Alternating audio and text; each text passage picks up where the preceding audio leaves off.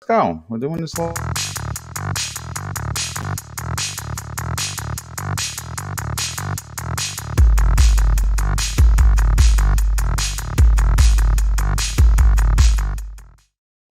Hello and good morning, everyone. Happy Friday. Welcome to this week's new episode of Breakfast with Boom. I am your host, of course, Mr. Boomstick XL, and we have an outstanding show ready for you folks.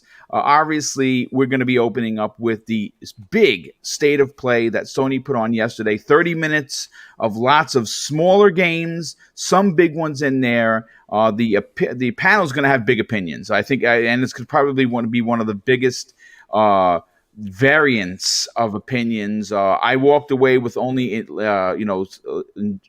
getting excited for two games. One game fell off a cliff for me, which I'm a little disappointed about.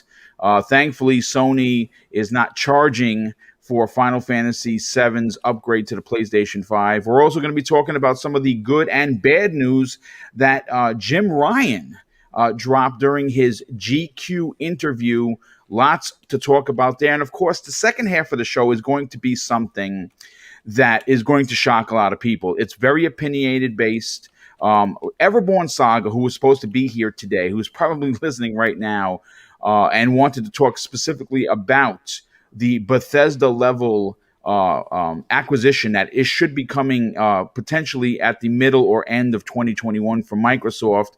I have a personal opinion about that. No one's reporting on this because there is no story to report. So this is going to be one of those topics that if you're sitting in the chat and you're listening to, you're either really going to like or you're really going to tell me to go F myself. And that's fine. I mean, obviously, opinions everyone are like a-holes. Everyone has one. So you are allowed to have yours. But let's get into the introductions. Now, we're still waiting for BitCloud. Hopefully he does arrive because he is our resident PlayStation player. It'd be great to get his opinion on what happened yesterday. But we'll start with Joe. Joe, welcome to the program. Mr. Bad Bit, you walked away yesterday completely satisfied based on our conversation. How you feeling? Honestly, Outriders gave me a migraine, and ever since then, I'm in this mood. So, y'all, I played the villain yesterday, and now I'm just going to be like, you know what? I'm going to be the anti-hero. I'm going to be, no, actually not anti-hero. I'm going to be like, yeah, like I'm just going to be a real evil guy today. No, I mean, listen, that's perfectly fine. Yeah, well, actually, we will talk about the Outriders. I played it. I didn't understand what you were talking about until I played it. The rodeo camera that somehow bounces around during I can't watch the cinematics. I hope that they get some feedback. I mean, I haven't done it yet. I'm going to write to them. I think that there's got to be an option to shut that off. They already addressed it. They're like, okay. Yeah, they're like, we don't know what a solution's going to look like. So it's like, yeah, we went with this direction. And because we're people that, can fly, that bet did not play out well. So I'll say this. They'll try it again, but man, I'm not digging that game whatsoever. There's a lot about the game that I like. It reminds me of a Gears of War meets Mass Effect. I'm getting a very loot grind kind of a vibe to it. I do like the RPG elements to it. It feels like Gears without feeling like Gears. Yeah, that's cool. It's just I'm usually not a stickler for motion blur, but the motion blur they use in this game is just so in your face that if I notice it, that has to be something. So I want to see if I could turn motion blur off, and if I can just not look at the cinematics, like if I could just skip them. I think you can skip them, but then if you do, I think you shortchange yourself. I mean, again, that's going to be a big problem.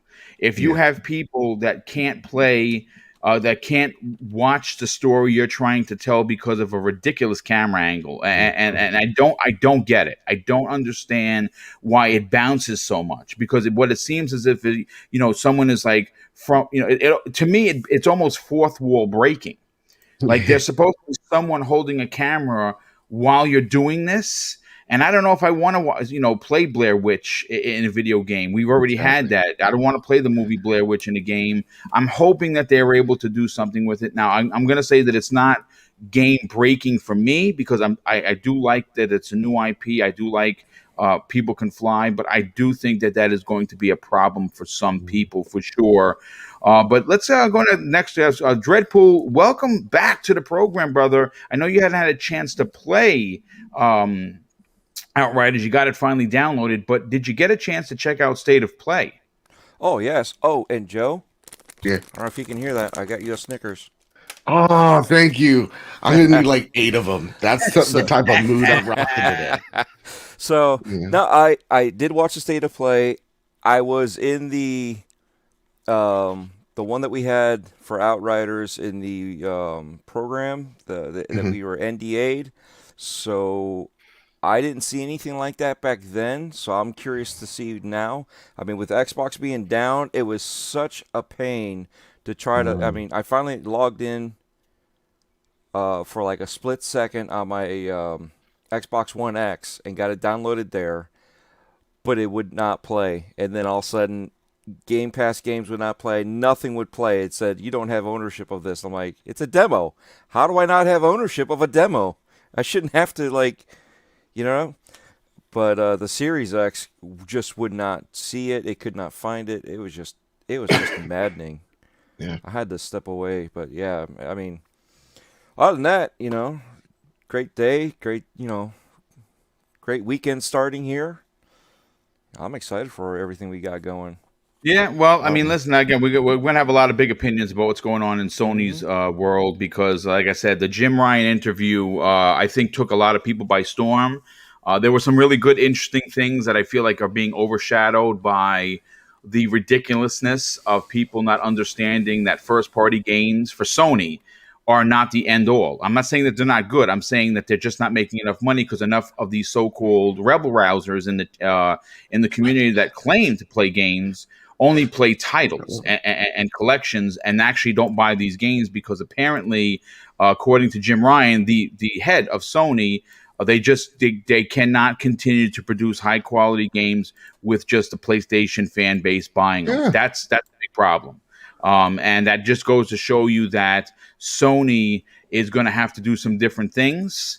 And some of those different things are probably going to piss people off where you're going to start seeing emergency streams of people crying and acting a fool. And we definitely don't want to watch or support that. But Crispy Bomb, you, my friend, welcome to the program. You have been in the DM almost all evening.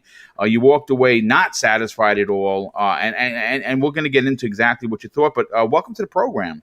Oh, good morning. What is up, chat? What is up, gentlemen? And yeah, I mean, I don't know. I don't have a PlayStation, so I can have an opinion that some people might not think's right, but I also have watched some pretty horrible Xbox ones, you know, especially inside Xbox. So yeah, I'm going to have a big opinion about this. Okay, we're going to get there. Now, listen, we only have 4 people here, so we're still waiting on BitCloud.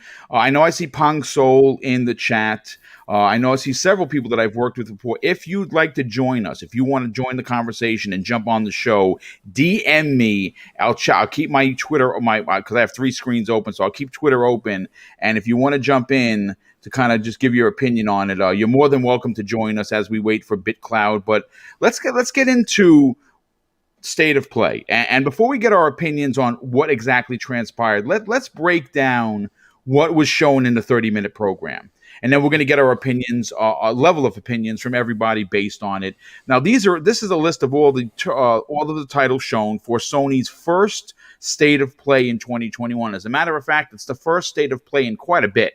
And again, Joe and I were and Dreadpool were talking privately in the DM, behind the scenes before the show went live.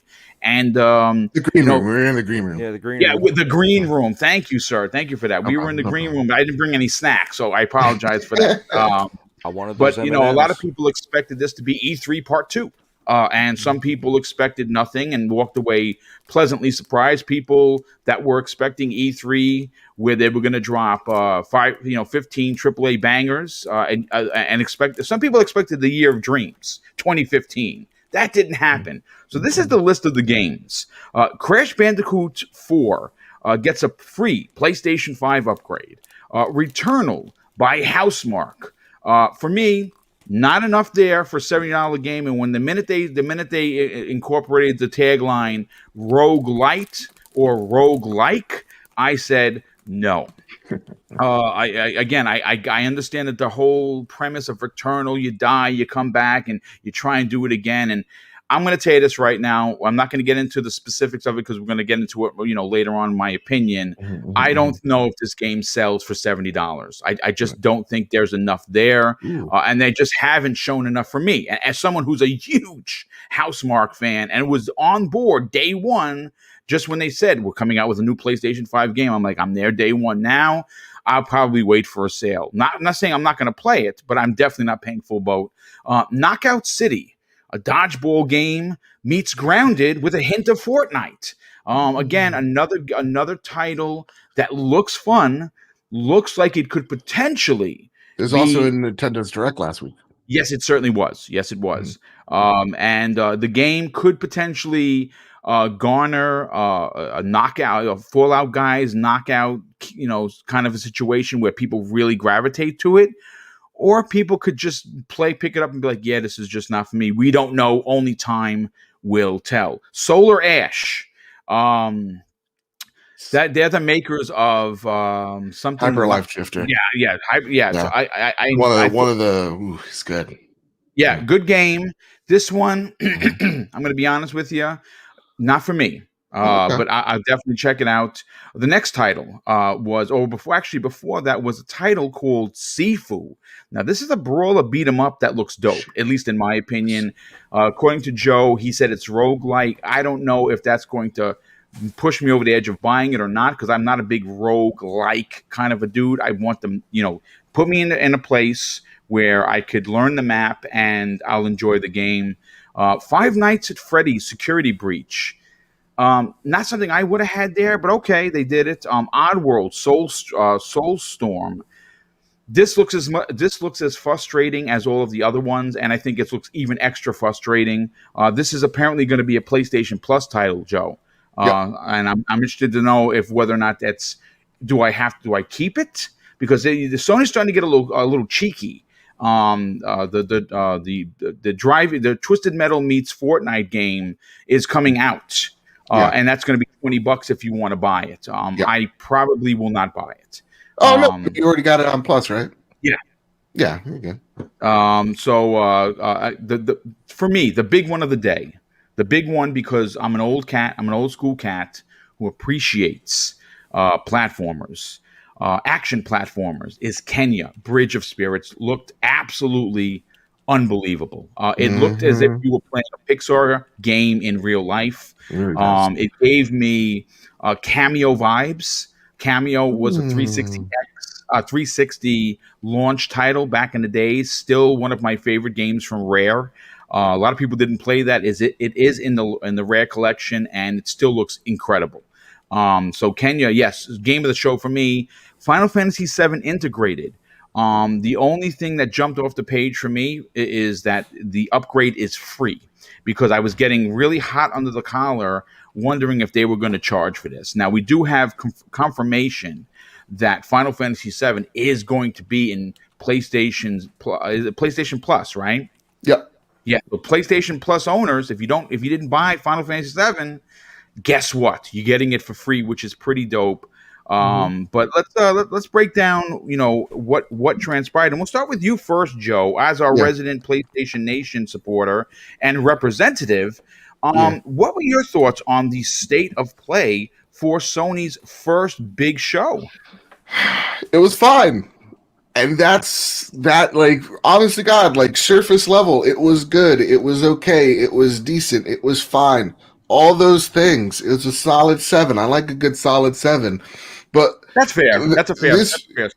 Yeah, but when people are like, oh, this is bad, this is terrible, this is whatever, it's like, okay, well, did you even read what when they announced it, what this game was going to be? Because I feel like a lot of people were like, where's God of War? Where's Horizon Zero Dawn? Where's Ratchet? And they literally told you 10 games coming to the PS4 and PS5, new announcements and updates on some third-party and indie games you saw in June's PS5 showcase.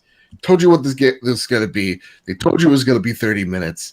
So you kind of knew what you were going to expect. And that's what we saw.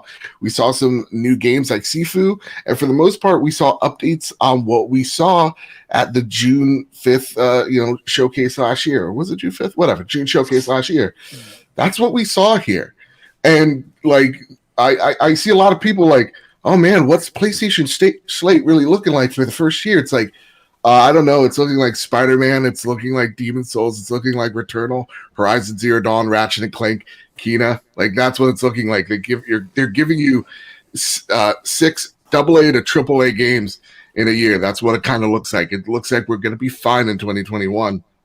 So I didn't get this reaction of like, this was the worst thing I've ever seen in my life. When in truth, if you had the right expectations walking in, if you read the blog post, you're going to get a fine show for a lot of indie stuff. And that's what I saw. And honestly, I walked away going, okay, when Sifu comes out, that game looks cool as shit. I'm down on it. Hyper Light Drifter is one of the most beloved Vita games. It's one of the most beloved indie games. This is made by the same guy. It looks like it has a Shadow of the Colossus vibe. Yeah, I'm down on this. sure. This is fine. This is cool. Awesome. I already got 2 games that I'm looking forward to in a 30-minute show. I think this show did pretty all right. Deathloop looked fucking awesome. This is the trailer that sold me. Returnal looked like a game that, I'm going to have a lot of fun with. I don't know it's going to be my game of the year, but honestly, that actually where you were unsold, I was actually sold on. So that's awesome. That's great. I got 4 games out of that event that I'm going to buy. And if you ask me, 4 out of 10 is a great spot. And I always go back to the Adam Boyce interview of when you're making events, if you can get a person to say, oh, there's 2 games that I'm going to buy here, your event was a success. I think that when we're thinking of, and I think it's a common internet thing at this point, where we're expecting E3 at every one of these shows. Like, we expected it at the State of Play. We expected it at the Nintendo Direct. We expected it at, the Xbox Showcase. I remember when the Xbox Showcase came out, they're like, yeah, but every game's CG, whatever. I'm like, yeah, it's E3. Every trailer is going to be CG. Who cares, right? Like, every single time we get hyped for these things, and it just annoys me that you know the outcome. And now I understand why every PR person dreads these things, because the inverse reaction after you get them is just so dumb and toxic. But like, luckily, like, we ran a poll on the trophy room. I said, from the 4 things, awesome, good, okay, bad. We had 6% thinking it was awesome, 27% saying it was good, 40% saying it was okay, and then 25% saying it's bad. So my audience thought overall it was all right. Yeah, I mean, I think a 7 out of 10 is fair. To be honest with you, you were saying that it was like, oh my god, this is amazing. It's like, no, when I saw Oddworld Odyssey, I checked out. When I saw the Chuck E. Cheese horror game, I clocked out on. I have the understanding of like knowing this isn't for me. Like, when I watch a Nintendo Direct, I understand that I'm not that audience. When I watch an Xbox Showcase, I understand I'm not that audience, right? So I walk in with that level of like, okay, well, this is for Xbox people or this is for Nintendo people, and I'm going to sit back and I'm going to watch my friends have fun here. It's kind of like when you're the designated driver. You're still having fun with your friends, but you have a little responsibility at the end of the night, That's what it was. Listen, so I thought it was fun. Listen, again, this is what I love about the show is we're all allowed to have their opinions. Yeah. And we're going to have a bunch of varied opinions here. First of all, we have a ridiculously stacked panel. First of all, Big Cloud, welcome to the program, brother. Glad you could make it. I'm honestly going to get to you in a second. I cannot wait to hear what you guys, what you personally thought about the show, what excited you, what didn't. We also have Pong Soul, rookie sensation, making his debut on Breakfast with Boom. And we also got Mojo Blues joining us today, who jumped in, who answered the call, because we weren't sure if Big Cloud was going to be able to make it. So we have a stacked panel, folks. And we're going to get to everybody's opinion. But I want to go to Crispy Bum first on this one, because Crispy, I think that you have a much different opinion than Joe. I think it kind of lines up with mine. It might even be worse than mine. I thought it was an okay show. If I was reviewing it, I would give it a 6. out of 10. That's me. I did walk away with 2 games. Sifu looks because again, I'm an old school cat who played Fighting Street before it was Street Fighter. That was The elevator pitch in that game is literally, hey, have you ever seen Daredevil season 1? it beat the hell out of everybody in a That's the hallway. game. Yeah, pretty Fucking much. Yes. cool as shit, dude. Yeah, Man, oh.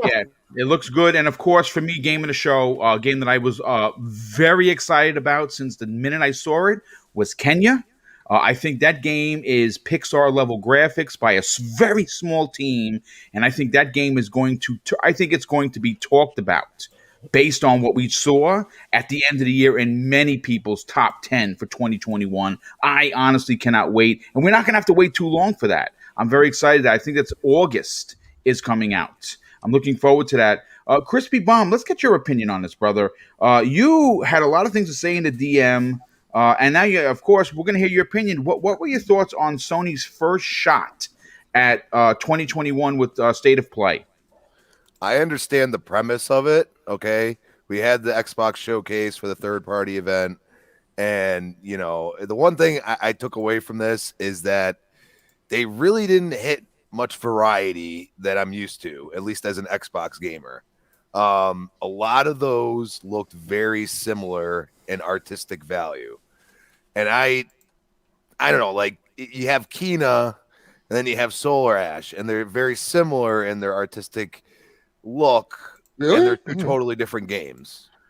For me, that's the way I looked at it. I mean, they have a very, very Pixar-y, almost like a Falconeer. You know what I mean? It has kind of a different style that you can have a few of those, and then you start getting like Crash is a cartoony game, and then it's like I see where you're going. Okay. You know what I mean? Like you're having a lot of the similar aspects. I give it a 6. Is it horrible? Well, you take that number and run with it whatever way you want. But Xbox would have done the same thing, and I would have given it the same score. So, you could not believe me, you could believe me, but I've been pretty harsh on Xbox at times. But they've been doing a little bit better. This, I mean, I felt like you needed something first party. Like at least like at the end, like a little like, hey, you'll hear more about something or something like that. That's my feeling about it. Like, even though you said it in the blog post, it doesn't mean you can't kind of throw a little, hey, we're still thinking of our first party games, and hey, we're going to show you more or something like that. I mean, my one takeaway, I think what you said there is apt of like we said on the trophy room last night. Like, I think the only thing they really should have said more is like in that blog post of don't expect Horizon or don't expect God of War. That's what I would have maybe done a little extra to make sure that people weren't like expecting that. So I see your point there. Well, yeah, I mean, those games are supposed to come out. You know what I mean? So, like, I mean, just a little like, hey, we're gonna have another show coming or something like that. You know what I mean? Just something. Yeah, I mean, again, this was first one of the year for Sony. Obviously, Microsoft is going to have to respond in kind, whether that be their version of State of Play inside Xbox, or it's going to be the Bethesda, ex Microsoft event that we've been hearing about from Jeff Grubb and many other outlets. But BitCloud, welcome back to the program, brother. I know that you and I are on the same page when it comes to Kenya. I know that game just is wow. I mean, that game is. Look, I could tell you this right now. This is why I push so hard for a new Banjo-Kazooie, because you got to understand that the generation that I grew up in, platformers, when we first, we went from 2D, right, to Mario 64. And after playing Mario 64, it was really, really hard to go back. Like now, we play 2D games and we're like, yeah, classic. But back in the days, once you got a taste for the 3D realm, you never wanted to go back. And Kenya, new IP, very interesting character, unbelievably gorgeous graphics. And again, a highlight of the program for me. What was your takeaway from everything that they showed? And that's the other key factor that I actually forgot to put in the show notes. And thank you for that, Crispy. They didn't show any first party goodness. So you know what I'm saying? Like that, were we going to get a surprise announcement? We have one more thing for you, and we didn't get that. And I think a lot of people walked away disappointed because of that. What were your takes on it? Well, I mean, going into this, a lot of people were saying God of War, and I'm like, we're not getting God of War this year. No, God of War is 2022. I don't see it dropping this year or I anytime can see soon. March 2022 or even April, of 2022, which is usually a great time for Sony. They always do very well with their games when they launch in that first 4 months. Yeah. Then I heard a lot of fake. I'm just calling industry. You know what those guys are. But they Yeah, I claimed sure do. Kenna. They said Kenna was going to be announced as a PlayStation Plus game or PS. That it's was gonna one be of the free with rumors. Plus. Yeah, And I'm that's like, hilarious. okay, I don't believe that, but okay, Yeah. sure, please maintain that lie. So that went around. But to go back into the show, I honestly took Kenna was the game of show for me Yes, personally at that show. 100%. It looked like an upgraded version, like really the graphics. It kind of brought back the knack vibes, but it was just more, it's like they upgraded their craft type of thing. It was like Ratchet and Clank type of Yes, vibes. It looks really, 100%. really good. Sure. So I thought that was game of show. Loved the gameplay. Had a lot of it had elements of Horizon in there when she was shooting like the bow type of Mhm. mechanics and whatnot. Where she did like that slow mo Which, of effect. course, I think So they're I going thought to that was take full cool. advantage of the controller for that. Oh, absolutely. Oh, yeah. Absolutely. Oh, yeah. Sound effects, you name it. They did announce a few cool announcements like Crash Bandicoot 4K 60. I thought that was cool because I was looking to get that game. So when they announced 4K 60 support, full DualSense, you name it, I'm like, okay, you know what? I might go ahead and give that game a shot now. And they're giving a free upgrade if you buy the PS4 version. So that was cool. They announced what was the other game that I took away from it? I thought Knockout was a nice little look into gameplay. That little dodgeball game. Yeah. I thought that was Yeah. interesting. What do you think of And Sifu? what's up? Sifu. Sifu was the other one. Sifu Yeah, was the other that good game game. looks dope, dude. It brought back does. Sleeping Dog vibes. I thought that was Yes, cool. that's what I was saying. Yeah, it has Sleeping Dog mixed with like dreams type of vibes. So I thought that was really cool. And I'm trying to think of was like one more thing that they announced here that I thought was okay. Maybe Solar Ash. Solar Ash, what gameplay of Solar Ash? That looked a lot better. So that was cool. And What'd you just think of there was one Returnal? last thing. What- Returnal. That's what I was about to say. So remember how I said before, Returnal, like first impressions are key. Yeah. Right. This trailer that they showed at this show should have been the first trailer. We actually got context to the game with the second trailer. And a lot of people were like, oh, no, you're just hating on the game. I'm like, please tell me, what did you know about Returnal before the second trailer? Nothing. You didn't know anything. You just saw gameplay. This should have been the first trailer. And they knew they screwed up. That's why I was saying, like, when you have $70 as your price tag, it's going to be tough for newer, non-existent franchise to make that impact or to appease the people. You have to go all in. You have to go all out with these new franchises or potential franchises. It's kind of like you making that first impression at a job interview. That is the most important impression that you can possibly make. You don't usually get second chances at this type of stuff. You really don't. Returnal looked a lot better, though. I will say that looked a lot better. Am I going to buy it?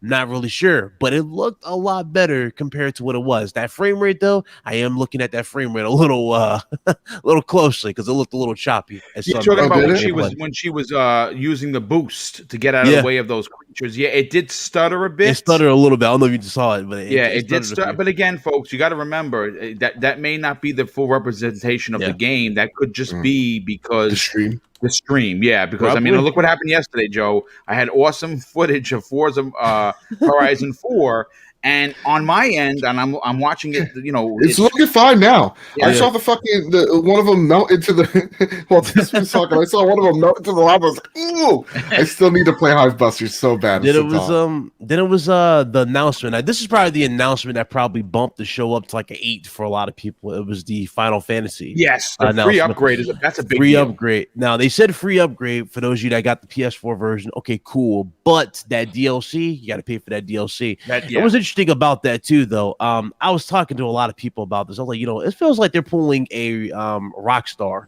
with this game, where you notice how Rockstar had GTA 5 on PS3, 360, then they crossed it over to PS4, Xbox One.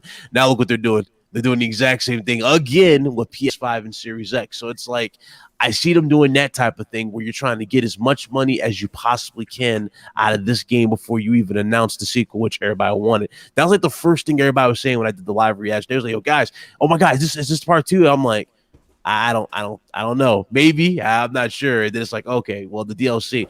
And then some people oppose, or a lot of people are saying that maybe that DLC, I don't know, man. A lot of people looking at that DLC a little funny. Like, I can see them charging $40 type of thing. Like, people were saying stuff like that. Now, I don't think they'll do it, but looking at the way they monetize this game, I wouldn't be surprised if DLC was a little higher than what we expected. Yeah, like, for example, Resident Evil, Jesus, Final Fantasy VII is the free game for March for PS4 users, but for those of you who are the PlayStation Plus members that do get Final Fantasy VII for free this month, the upgrade isn't free to upgrade it to PS5.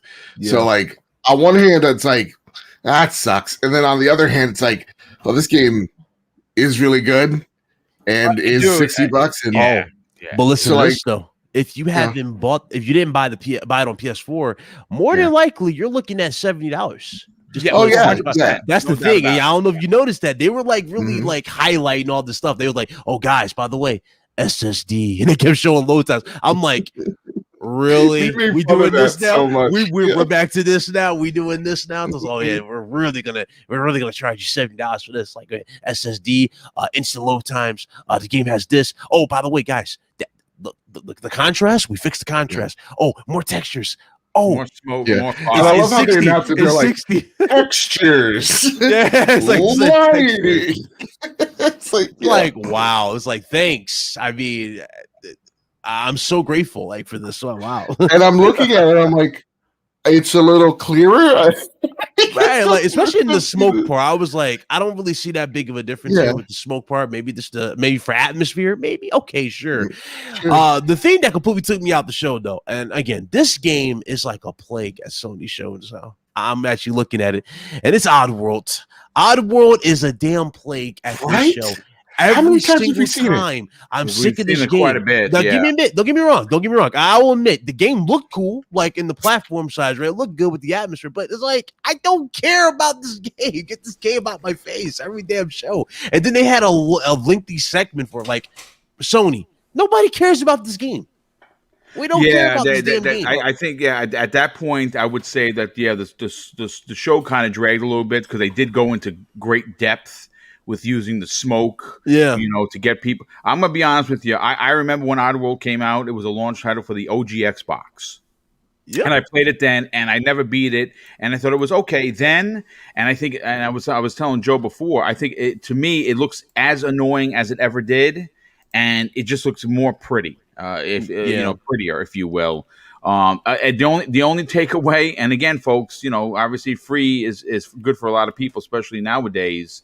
It's going to be a PlayStation Plus game. Is it going to stay in PlayStation Plus? See, that's the cheeky thing Sony is doing. They need to do that because I triggered some people when I said Destruction All Stars, but let's keep it a buck. Ain't nobody playing no damn Destruction All Stars. And you know what's funny? It's a good game. It just lacks content. Yo, Joe, you remember that argument dudes were saying? Oh, y'all falling into this Game Pass mindset. That's why y'all want y'all want them to put Destruction All Stars and Plus or something. I'm like, are you retarded? There's nothing in that game that justifies $70. And you think about it, the developer knows it because they just announced that game's $20 now. $20. Yeah. So let's just keep that. Let's just call that into perspective here. Like, not every game is worth $70 that we have seen so far. And quite frankly, there needs to be an alternative. So that goes right into that.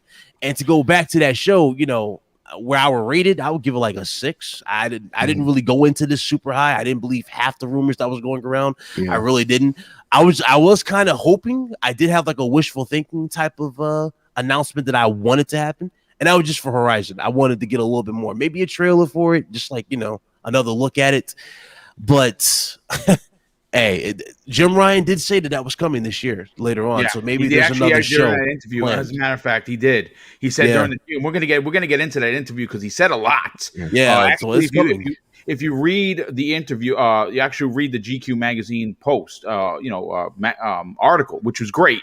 Even the guy that sat down to do the article was taken aback on how much information that Jim Ryan was able to give, because he said it right in the opening. Normally, you expect them to be somewhat coy with some of the answers, and Jim Ryan kind of let it all hang out.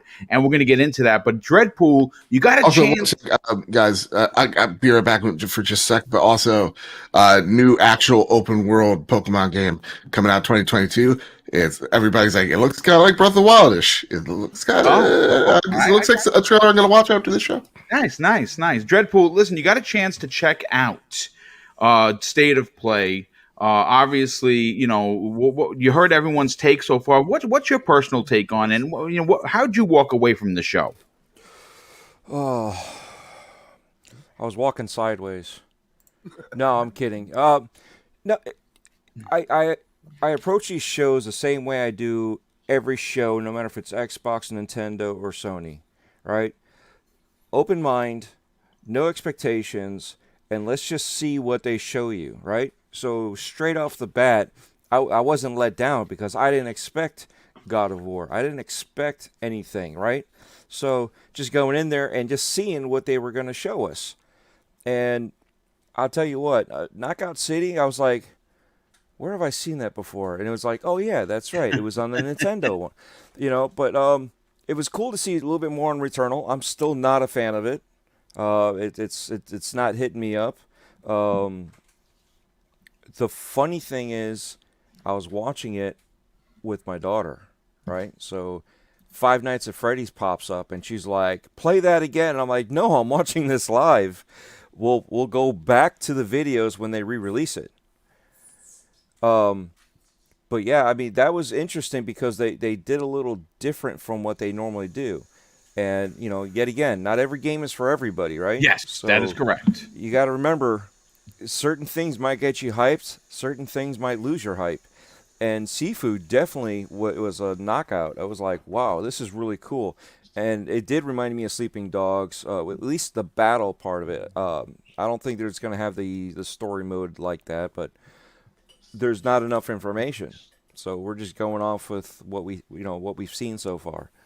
Crash was cool with the free upgrade for those that already have it. Oh, the cringy marketing for that, by the way. I forgot. He said, you can feel the suck in the controller. Yeah. That was cringe. But that's where Oddworld comes up, all right? Yep. Because their promotion of it was the fact that you got the added haptic feedback of, I forgot the character's name, but his heartbeat. When you know that there's something going on, you can feel it. Yeah. So you know that it's getting intense because his heartbeat's beating faster. So it was cool for that aspect, because now you got a little bit more information. But yeah, you're right. It's getting to turn into an old world. Like, oh my God, can we keep playing this again or something? What is this, on a loop or something? I mean, I feel like I got some toothpicks and I'm strapped to a chair and those toothpicks are holding my eyelids open. And I love the series. I love Oddworld and all that. But this is getting to be too much, But I understand why they put it on there.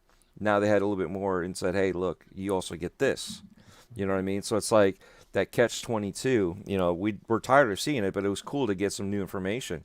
And Kenna, who doesn't get the cameo feel, right? I said that, yeah, 100%. 100%. And when they first showed that, I was hooked on that game. I was like, all right, this is cool. Let's see what they got, when they come out with more information later on. But this has a cameo feel. And then, you get to see a little bit more, and it's like, yeah, you know what? I kind of like this game. This game is still didn't turn me off. It didn't, it's still on par with what my expectations were. And then the Final Fantasy integrated, I kept on looking, going, wait a second, what is going on? Just trying to figure it out. And Dolo Man said you got to pay for the DLC, but you have to upgrade to the PS5 to get the new DLC. It's not available on the PS4 owners, according to the comments on the screen. So basically the DLC that you have to pay for is a PS5 exclusive. That's my understanding of it. Yeah. So it's like if you're a Interesting. PS4 owner and you haven't shifted over yet, I think you just got the shaft and you're going to be doing the cry walk too. But Yep. but And if you're that's completely new, get ready to pay $70. yeah. Get ready. So, but it's kind of one of those things when you're in between generations. You know what I mean? You still want to support the older stuff, and you want to support the newer stuff, but you want everybody to shift over to the newer stuff. But guess what? Everybody's still on the old consoles, so you kind of have to have that split in between. So it is what it is. But overall, like I said, I did not see that big of a deal with it. You know, it was kind of a meh to a yeah. Yeah. It was definitely not a nah. You know what I mean? So I'll give it a meh plus. How's that? No, I mean listen, that's again, that's math plus. absolutely perfectly fine. Let me bring up some of my other gameplay that I got going on over here. Is this the right gameplay? That is not the right gameplay. All right, well, listen, you know what? Let's get to Pong Soul. Pong Soul, first of all, thanks so much for jumping in, brother. Definitely appreciate you, joining us again. Where do you sit personally on what was shown at the State of Play? Did you walk away satisfied, disappointed, or somewhere in the middle? I've actually walked away satisfied, a lot like what Dreadpool was just saying. I don't know. I used to get really hyped for these shows, and then I kind of learned my lesson through all the shows that we've seen, especially over the past year. So I kind of keep my hype levels down and don't expect the world. I just want to kind of see, where they're going to go with it. And actually, this show, I full disclosure, I don't have my PS5 yet. But I'm planning on getting one at some point. But these shows still do hype me up when I see something that I'm interested in. And there was quite a few things. Obviously, Kenna Bridge of Spirits, it's going to be an awesome game. And I think as of this moment, it's still a timed exclusive. So even if I don't have my PS5, I'm planning on seeing that at some point on Xbox. But I think it just looks absolutely gorgeous. It looks like a cartoon come to life, and that really grabs my attention. And another game, Sifu, came kind of out of nowhere, and like everybody's kind of stated here, it gives off a lot of different vibes, but just the close quarters martial arts aspect in the hallway really, really looks well done. And I kind of read up on it, and the aging effect as you die. Every time you die, you age a little bit more. That seems like a cool concept. So I can't wait to see what they bring out of that. Also, you're learning as you go through. It says that you actually do learn new techniques as you play through that game. So looking forward to that, definitely. Returnal, I don't know if it's going to wind up being my type of game, but talk about impressive. Coming from Housemarque, I love Housemarque, right? So do I. I'm a big fan of their work, dude. Man, and we talked yesterday, Boom. We talked yesterday, Boom, about those ascending studios that start out small and that are given a chance to grow within themselves. I mean, to go from I loved Resogun, loved Alien Nation, Next Machina, I enjoyed. And to see them come out with something like this now, and to kind of put everything they've learned through those smaller games into a bigger, almost, I mean, I don't know if we're going to count this as a AAA, but man, graphics wise and feel to it, it feels like a AAA game. And I'm very impressed with what they've done. And I think, as BitCloud said, this should have been the initial presentation that they gave of this game, because I think a lot of people may have gotten the wrong impressions when they first showed it. But I think this definitely gave us a bigger view of what they're going for, and it looks stellar. I can't wait to see what this game finally turns out to be. Again, don't know if it's going to be my type of game, but if I get a PS5 and I have an opportunity to try it, I'm definitely going to, because again, Housemarque has done nothing but give me positive vibes throughout all the years that they've been creating games. So I'm really, really looking forward to that. And then Solar Ash. Solar Ash is one I've had my eyes on. Any game that Annapurna publishes tends to be very well done and polished. And so that game with the stylized graphics that they have, that is something that definitely appeals to me as one of those smaller games that I definitely want to get my hands on and see how it plays for myself. So yeah, and I love how like indie games have. I'm sorry, yeah. but like to add on that, it's really interesting to see how indie games seemingly are very influenced by Shadow of the Colossus. Oh, very yeah. much so. It's just for interesting sure. to see. Yeah. No, It I continues. definitely agree. And by the way, you know, Joe, I heard you're in a bad mood this morning. So I wanted to make sure that I jumped in here to make sure that there's no more slander going on today. Thank So God, thank goodness. I'm here to watch you. Okay. All right, and you know what? Because you said that, Todd Howard's all right. You know? Okay. Thank you. You know, But no, overall, my impressions of the show, I came out with a positive impression. Obviously, did I think like I think it was Crispy that stated that it would have probably been a much better show had they shown something first party. I was actually kind of expecting a Ratchet and Clank, even though we've seen a lot of it. I thought I was expecting to see a little bit more or just a final kind of teaser because they're so close to release on that one. You know, I was kind of expecting that, but to not see any kind of real first party stuff. I mean, Housemarque is close.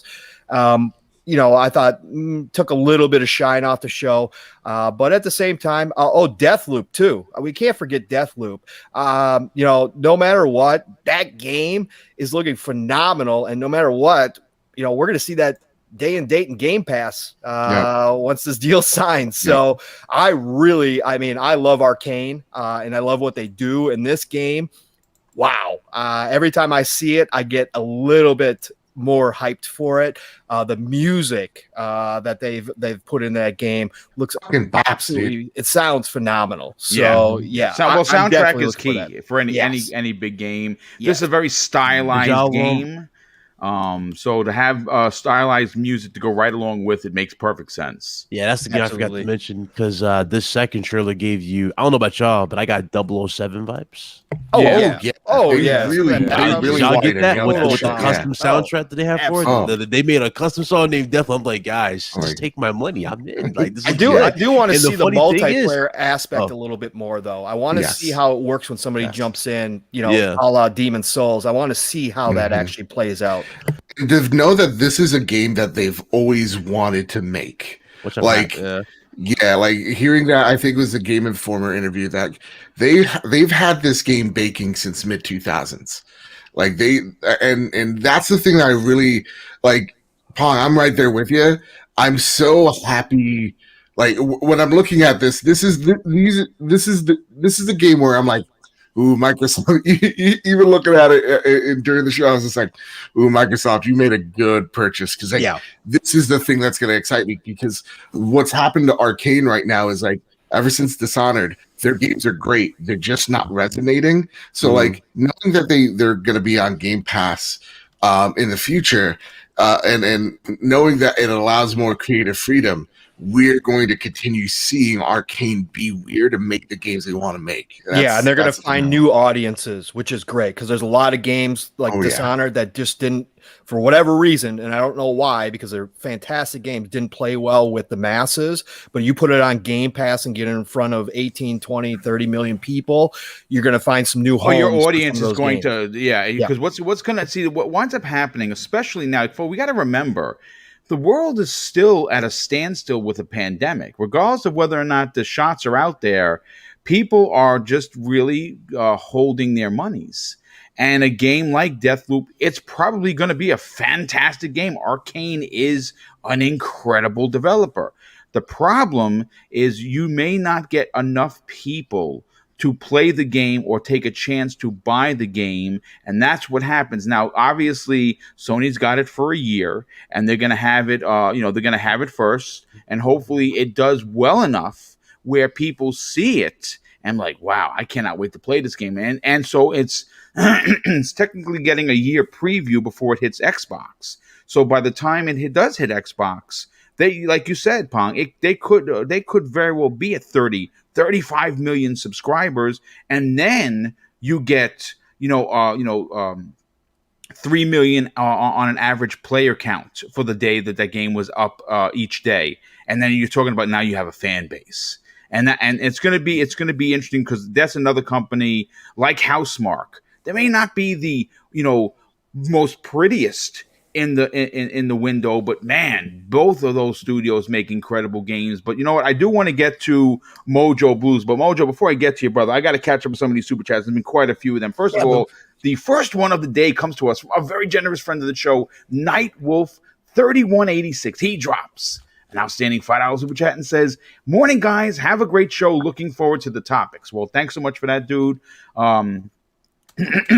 Our generous friend of the show, Pixel Bit G, drops not one but two super chats. The first one is $5 and says Sony is getting clowned because they oversold what would be the year one per usual lies. Please talk. They about gave you 6 AAA games, man. Well, I mean, again, we'll see. I mean, we'll see what the end year ends for them. And again, it depends really who you ask whether the game resonates. If a game doesn't resonate for someone, then it obviously doesn't. It doesn't fall on their plate. But he says, please talk about the SSD expansion or lack of it. And yeah, that's something that they've just announced, which I'm in a blog post. It's coming in the summer, late summer. That's a bit of a problem, folks. We're in March. Sure. We're not even in March yet. I'm sorry. I pulled this forward a couple of days. March starts next week, and we're not even close to the summer. And no memory solution is that's an epic fail because I'm not PlayStation guy number one. I buy only first party stuff, and I'm getting close to running out of room, which is bananas. And I'm not even like that's my first place that I play. I got a lot of games, sure, but I got 60 gigs left, man. I'm constantly deleting stuff. Yeah, that's what I had to do. Yeah. Look, when it comes to that memory stuff, it sucks, and I think both Microsoft and Sony fucked everybody over by giving them a terabyte of space. That's definitely for them to mitigate the cost of how expensive these SSDs are and throw them over to the consumer. Because no matter like how you cut it, like I'll give Xbox the pat on the back for going, at least you gave us an option. But to then say, you know what though, that option is $200. And again, not just Microsoft, but probably PlayStation 2.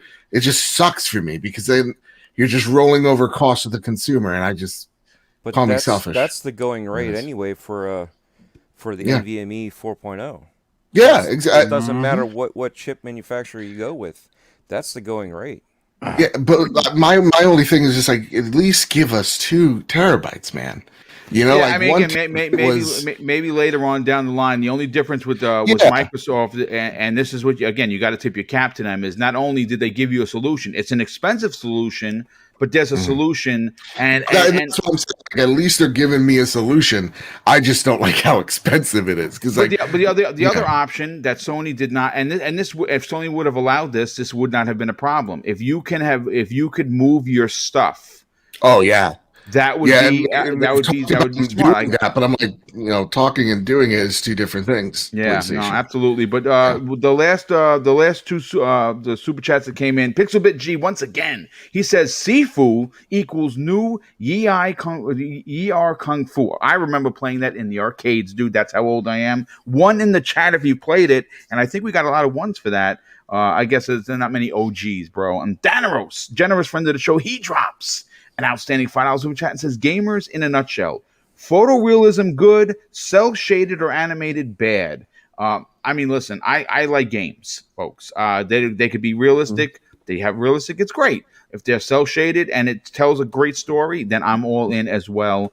But Mojo, thanks for joining us, brother. Super appreciate you. You're throwing up the flare. We came. The helicopter landed. We got you in. You're part of the team today. What did you walk away from Sony's first state of play for 2021? I hate to be the negative guy, but wow, I was so disappointed. And this expectation thing, I'm not letting them off the hook. You telling me God of War's coming out this year, and we all know that wasn't true. They lied. Right.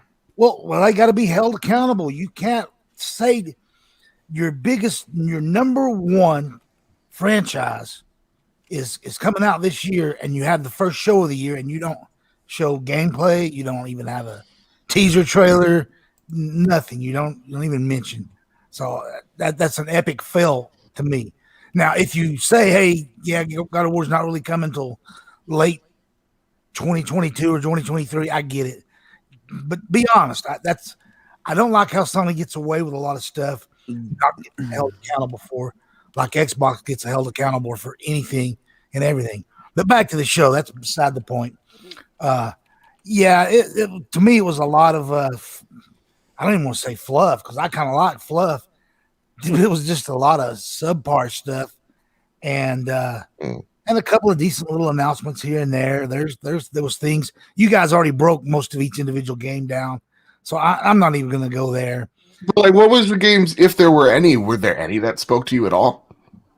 No, honestly, that's I've known about that one and everything. So yeah, there was that one, and that's going to be good. I don't know why people think God of War's coming this year, though.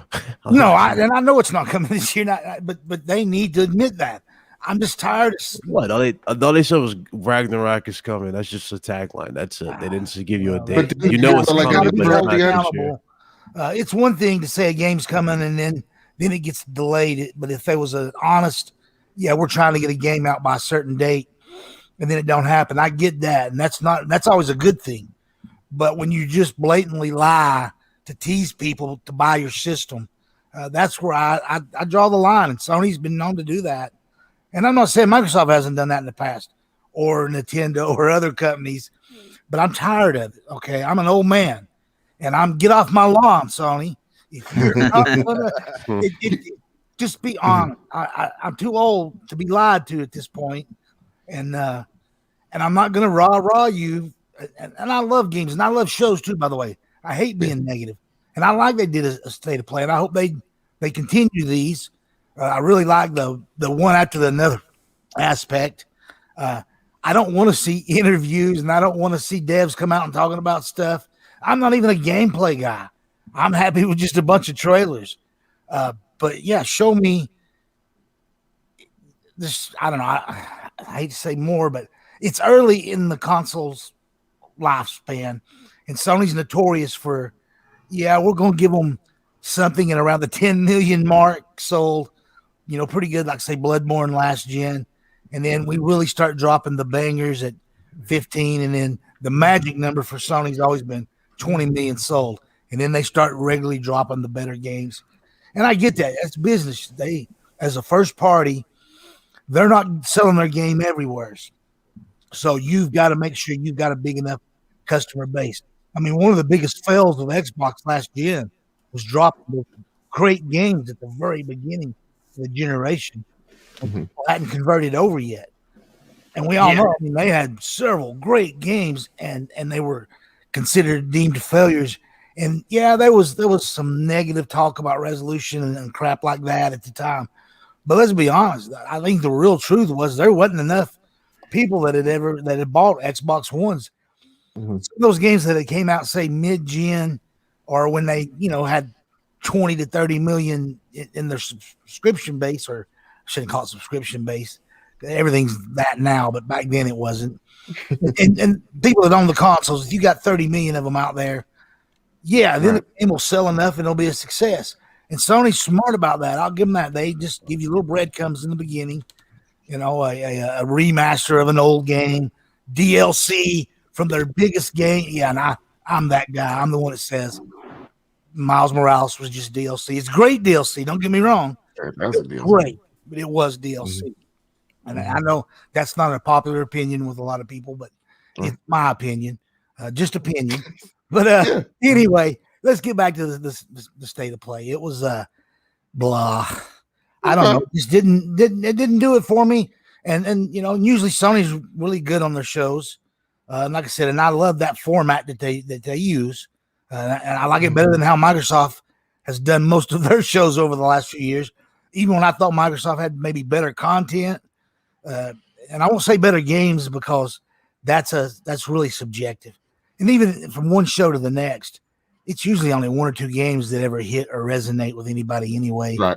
And like somebody, it might have even been Boom that said you got to wait till later in the year after things are dropped, and then you know what's success and what turned out really good or not. You just got to go by what you see and what it made you feel. And generally, when I watch one of these state of plays, I get really excited. And this one, I just didn't. All right. No, I mean that's fair because bring up negative stuff. I didn't want to do that, but I wanted to. I wanted dude, if something doesn't hit for you, it doesn't hit. That's fine. I think what you said about God of War reigns true because, like, you know, for people that are in the weeds like me, we know that Horizon Zero Dawn, or sorry, I keep on saying it. Horizon Forbidden West was in. I mean, might as well call it Horizon Zero Dawn too. Yeah, that's what I keep calling it. HC2. Yeah, that's been in development since the original game has launched.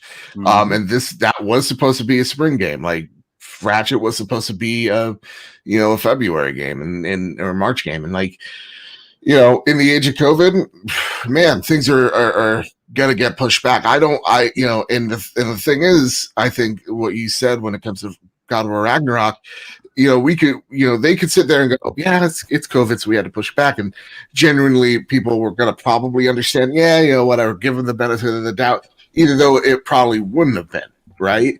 And, you're not giving them the benefit of doubt because you're like, well, no, you said 2021, so let me start seeing it. That's a fair assumption if you want to make it, And I also think some of these pushbacks may not necessarily be 100% COVID. I think that is some of it. But the other thing is they're having problems getting consoles out. Okay, that's the truth. They've said it. Microsoft said it too. They're having problems getting these consoles out.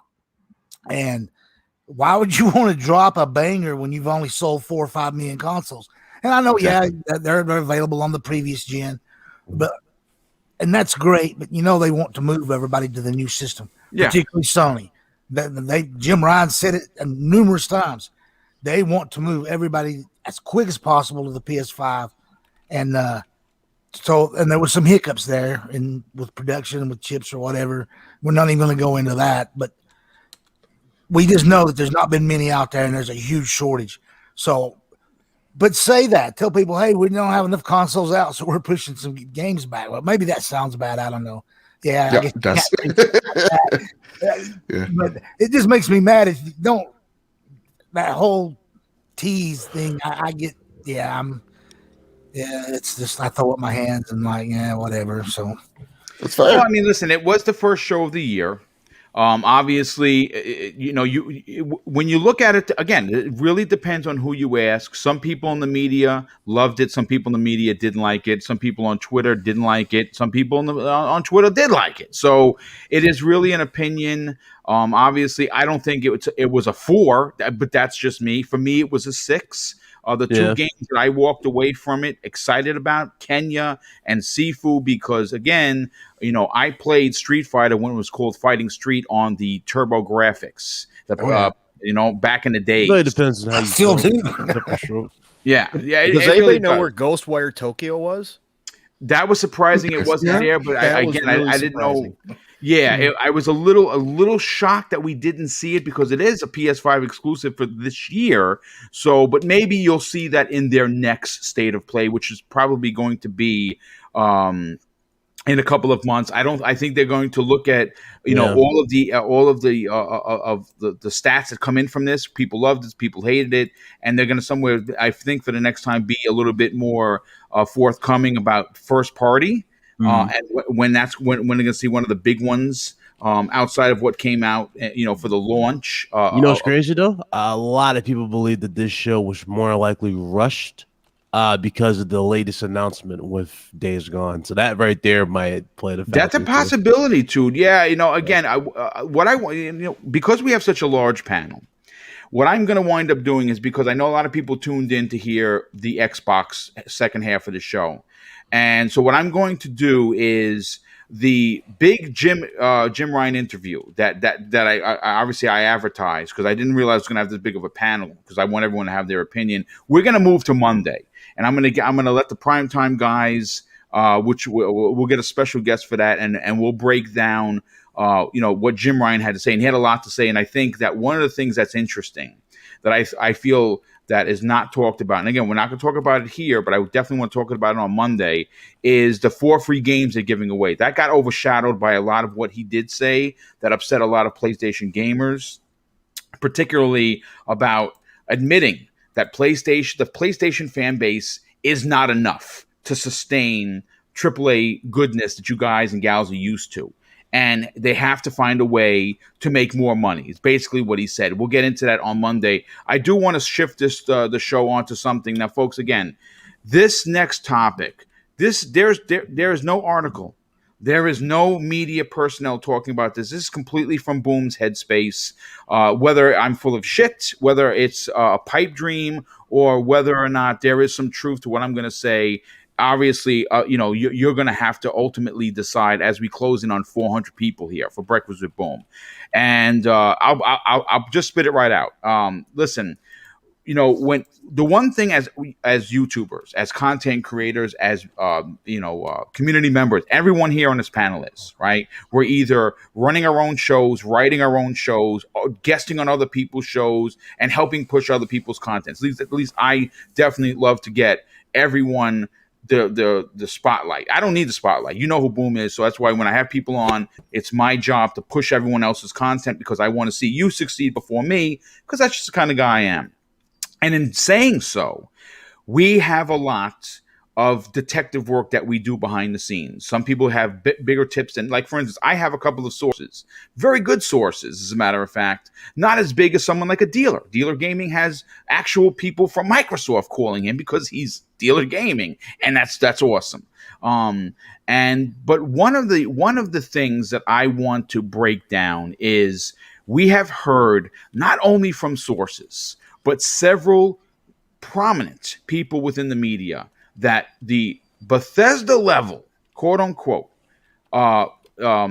purchase or acquisition that Microsoft is going to make is going to dwarf this Bethesda deal. Now, depending on who you are, you walk away from this saying, holy shit, what are they talking about? Are they buying the universe? Well, no, they're not going to buy the universe. And as a matter of fact, I don't even think that it's going to be a big time publisher. I don't think it's going to be EA. I don't think it's going to be Activision or Square Enix or even Capcom, which we talked about on plenty of my shows.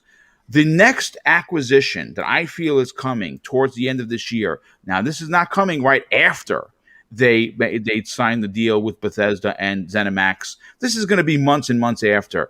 And this is just, again, my opinion. So get ready, folks. I dropped this nuclear bomb onto the primetime gamers Monday night, and I didn't do it on purpose. I simply just gave my opinion, and everyone was like, well, hold on a second. We got to back this up. I think the next purchase for them is they're going to buy Steam. And I'm almost positive that's going to happen in 2021. And I say that with confidence because Microsoft, their overall picture, their overall view of the industry is not ending or starting with the console gaming. The xCloud is going to be one of the biggest deals for them, and it's already paying off in dividends in places like Korea and places like Japan that are mobile based. And I think that Gabe Newell, he has talked about retiring. He has also talked about moving on from it. And if there's one company that I believe can afford the purchase and have the infrastructure to level the playing field once they get it, it's going to be Microsoft. And again, I know that people are going to be like, well, Boom, I think you're full of it. And if that's the case, fine. But that's my personal opinion. And I'm going to go first to Crispy Bomb. Now, Crispy, you were a part of Primetime Gaming, and like the other panel members, sat back in your chair with a bit of a Metal Gear Solid question mark or exclamation point over your head when I said this. And you were like, listen, Boom, we got to talk about this some more. So here we are on Breakfast with Boom. Do you think there is any relevance to what I am saying in regards to Gabe Newell retiring, selling Steam to Microsoft, and of course, them just basically taking over the world? when you did this, it's like, it was like, whoa, okay. And then I thought about it, and I was like, well, wait, Steam is a service. Xbox really is starting to ramp up investment in services, especially in gaming. They already have their other services like Windows and Office 365 and all of these things. And I'm like, and yeah, like I said, then that's a $20 billion purchase easily, if not more. Is it worth it? And then you go and look at what Steam has become, and nobody can really say any other game store on PC even rivals Steam. And it's one of those things where you're like, I could see Microsoft taking that big chance and investing in that because it's already established. And Gabe Newell actually they have a decent relationship. I mean, especially, with Halo Master Chief and all these games that have started to come to Steam. It kind of makes sense if he wants to get out. Now, that's if he wants to get out, and I'm sure there's a board that has to do all that stuff too. So, it's one of those things that you just don't know, but it's intriguing. I mean, and they have the money, and you just saw Google just say, "Oh, we're done," basically.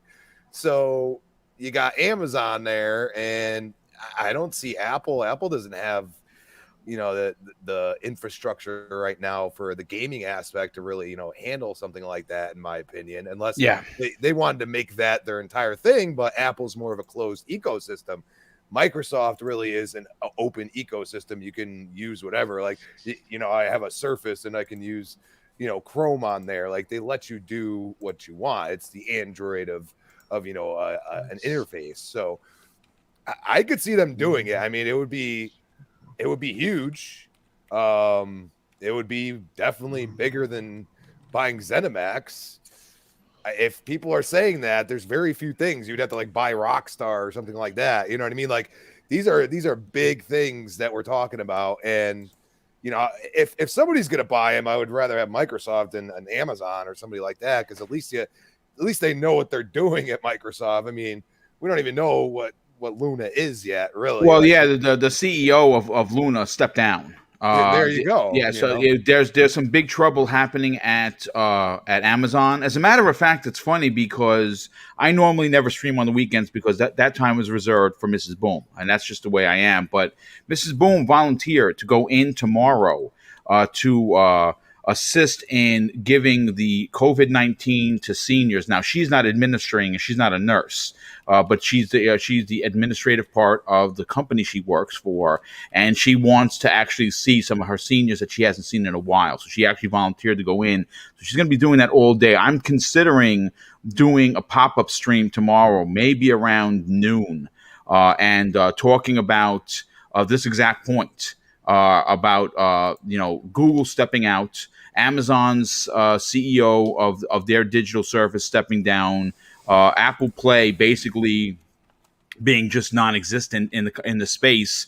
And the question I'm going to pose, and I'm going to try and put the show together today, has Microsoft already won the digital war?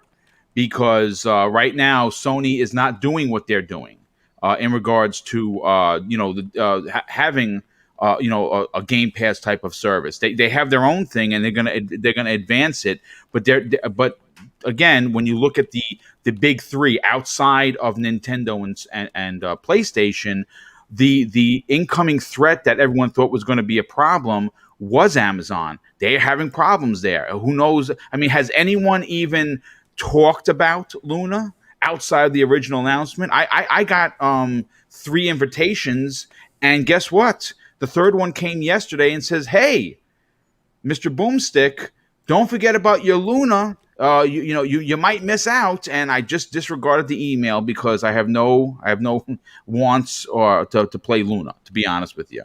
And I think a lot of people are like that. And I think that both Amazon, Apple, and of course now Google jumped in to the deep end without knowing how to swim. And I'm interested to see if we're gonna have enough audience for tomorrow's show. But Joe, let's get to you next on this. This is a situation where if Microsoft were to purchase something like Steam, would put them in a position where the amount of monies per quarter that were coming in could potentially triple to what they just posted, which is just insane to think about. And considering that they're looking to do things with, they're open source, meaning that they want you to be able to play Xbox games everywhere. Being able to drop Xbox Game Pass onto Steam and open that service to the amount of gamers. Which, again, if you don't know, I know I don't personally game on PC. I've never gamed on PC. It's just not for me. But combined, Microsoft's fan base, PlayStation's fan base, and Nintendo's fan base don't even come to half of what's available for the PC fan base. And Microsoft wants a part of that. And if their way into that market is purchasing a Steam from Gabe, who is looking to retire from the business, it would set something in motion unlike anything we've ever seen. What are your thoughts on this potential? Joe, are you there, brother? You want Joe? me to chime in? Yeah, jump in. All right, so either his I don't know, I'm not sure if It's his frozen. froze. I'm Like gonna, he froze. yeah, It looks like he's frozen. But anyway, to go to this whole, your theory for them possibly buying Steam. Here's the thing: Valve makes more money than virtually anyone out here, even Correct. including Yeah. Xbox Live and Plus. So honestly, an investment of that nature would be too big, in my honest opinion, for them to even make up if they ever did buy that. And that's not something I don't see ever happening. What I do see happening for Microsoft is more likely they will buy someone like what's his name? I had on time. I would say something like Sega. That would be a lot of people massive. saying Sega. Yeah. That would seem like a bigger deal to get into versus this thing about Valve. I don't see Valve ever selling. I mean, again, we don't know. Again, this is a complete speculation on my part. Everborn Saga happens to be here. Thanks for taking the time, brother. I was happy to have you a part of today's show. Disappointed when you said your meetings they bombard you with meetings, but you're here now. And being that we don't know how long we have you for, we got to bring you in on the conversation. Obviously, you were there. You were part of Primetime Gaming this Monday. I said this Friday, Monday, and you basically got blown out of your seat with my comment. And you were like, "Listen, Boom, you killed me that we can't talk about it. When can we talk about it?" Well, here we are. Where do you sit on the potential of Microsoft acquiring Steam? Would this be a purchase that would benefit Xbox and of course what they're looking to do in the future? Well, first of all, I want to say, thanks for letting me in. I'm only here for a few minutes. I came only specifically, literally for this topic. I heard you talking about it. I got a few minutes between meetings, so I said, you know what? I got to say something. I got to put my 2 cents in here. So thank you. Now, I'll say this. Will it happen? Who knows? Should it happen for their strategy? Yes. Is it worth it? Absolutely. Is it too expensive? I don't think so. So I'm going to disagree with you just a little bit, BitCloud, and I'll tell you why. Microsoft paid $26 billion for LinkedIn, right?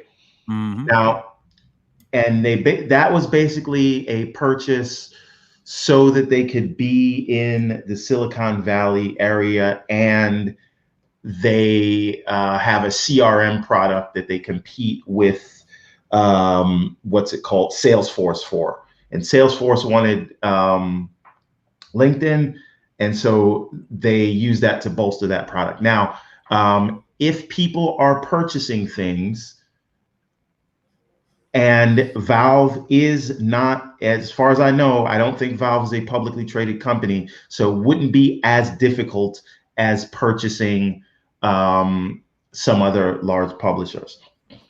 As to the price, I think Valve was valued at I don't know, 7 billion, but you don't pay what it's valued at today. You pay what it could be worth in the next, n number of years. They're, So as of March 2019, they were valued at 10 billion. right. So 10 billion. So that means you're probably going to have to drop at least double that. Yes, Right? 20 billion. Yeah. Right? Because if you just look at some other like large acquisitions, I don't know if you were looking at the stock price of Fox when Disney announced they were going to purchase it versus what it was that they actually ended up paying for it.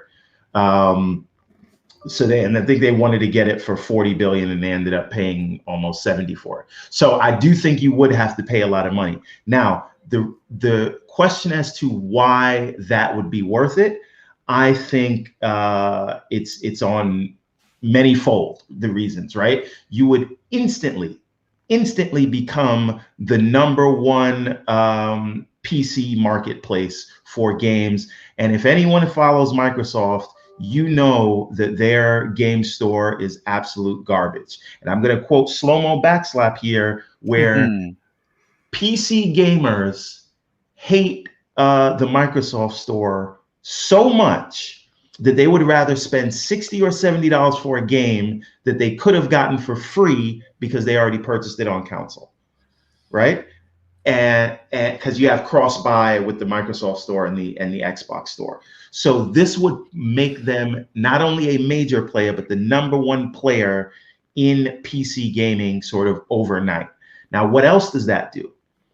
They would then have a connection with all of the developers that are in that PC ecosystem space, meaning, let's say Final Fantasy 16 does come to PlayStation and PC, right? If it's going to go to PC, unless they're going to go to the Epic store, because I know Sony has some money with them, they're probably going to want to put it on Steam. If Microsoft owns Steam, that's now on their platform as well, right? And all of these developers that may be skipping Xbox but doing PC ports, and maybe Microsoft can't get meetings with them, now they can talk to them because they're going to be talking to them through Steam. They can offer them, they can get in the room to have the conversations about including things in Game Pass. And the only thing they would have to be careful of is to not lock down the Steam platform and store the way they lock down the Windows store. They'd have to keep it open. And I also don't think that they would merge your Steam account doesn't become Xbox Live. I don't think they merge the two, and I don't think you see Steam games on the Xbox console. No, I think they leave everything exactly the same. Right, and they have a track record recently. Satya Nadella's model when he purchases a company is to let them do their thing. Yes. If you look when they purchased LinkedIn, they purchased GitHub, they purchased NPM. All those things are operating as they used to with minimal. They'll give you you can add a Microsoft login. That's it. And they're doing integrations where it makes sense. So just to recap, they'd be the number one player in the PC gaming space overnight. And all those players now are considered Xbox players. Also, they will be able to take all of Steam's players and have the ability to offer them Game Pass, not force it on them, but offer them Game Pass. Yes. And every developer releasing something on the Steam store, I'm sure they're going to say, hey, indie developer over here. Hey, you, big AAA developer, why don't you just put this in Game Pass as well? And that gets them in the room to have the conversations they want. So number one, overnight, it's an avenue to push Game Pass, and it will expand the Xbox brand and user base. I think it's a no-brainer. And if they're not having this conversation, what is wrong with them? That's all I got. Yeah, and strong points, dude. And I'm glad you brought up some of the other companies that they bought. And you're right. The ideology behind Satya Nadella's very aggressive business tactics on purchasing companies is to let them be. not coming in and becoming the Gestapo and changing everything and making things bend to their will. And I think that's why all of their recent purchases have been successful, where in the past, and we've seen a lot of people have problems with this, some of the things that they did purchase did not work out because they got too frisky, I suppose, with Cough, making cough, Skype. changes. Yeah, I mean, Hey, there you go. Let me say one more thing because I got to jump Sure. out to an 11:30 meeting. I don't know if the other thing they need to be mindful of is the Steam user base is a little bit like a cult, and Yes. they don't exactly like Microsoft, so they'd have to be mindful of people a mass exodus of the platform if they purchased it. And again, none of us are saying that this is happening or we've heard anything.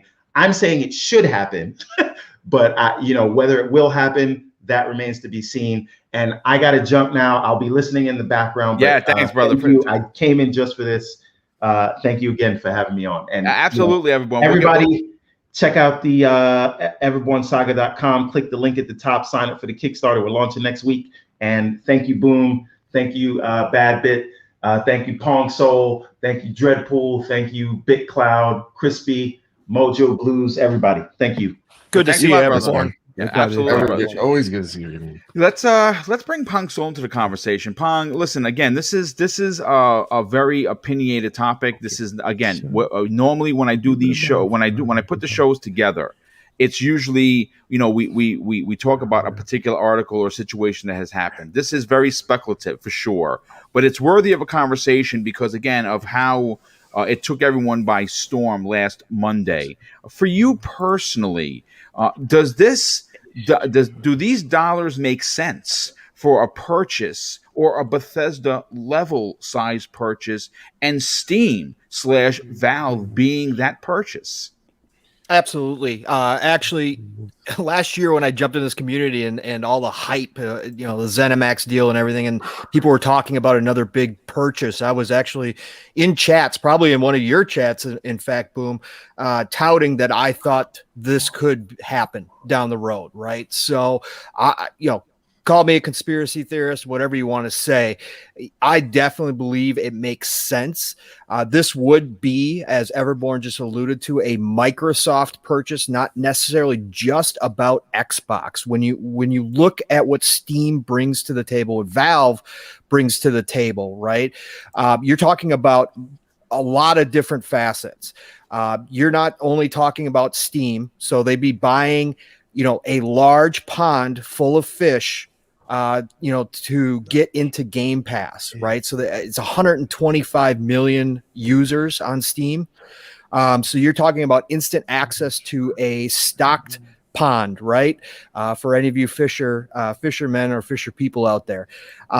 You're also talking about the technology, right? If Microsoft wants to get into the VR game at some point, you're talking about Valve has VR. You're talking about access to all the IPs. You're talking about buying an entire ecosystem itself. And like Everborn just alluded to, they would have to tread lightly, okay? Because there is a lot of negativity about anybody touching Steam. That Steam community, even though I'm not a PC player, I'm a straight console player, I definitely have plenty of friends who are on Steam, and they are very loyal and very protective of what they have going on at Steam. So if Microsoft came in and did pick them up, they would have to be very hands off and prove it to a lot of people that they weren't going to mess with the overall system. But they doing something like that, if they were willing to go out and purchase LinkedIn, like Everborn talked about, they were willing to make a bid of, I think it was 40 billion on TikTok at one point. They show that when it makes sense, Microsoft has the money and they're willing to open up the coffers. Satya sees it as an investment, right? Yep. And this investment, again, would cover not just gaming, but also other avenues. And that's why I don't think the money part of it would scare them away. Now, we got to talk about Gabe a little bit as well, right? So Gabe and Microsoft, had a I don't know if I'd say hostile, but let's say it wasn't a pleasant relationship at one point. Those fences have been mended. Correct. We've seen it through the years. Yep. When Gabe decides to step away, and I don't know if it's going to be this year, I don't know if it's going to be 2 years or 3 years down the road. When Gabe finally decides to step away, he's going to want somebody that he trusts to take care of his baby. This was his baby.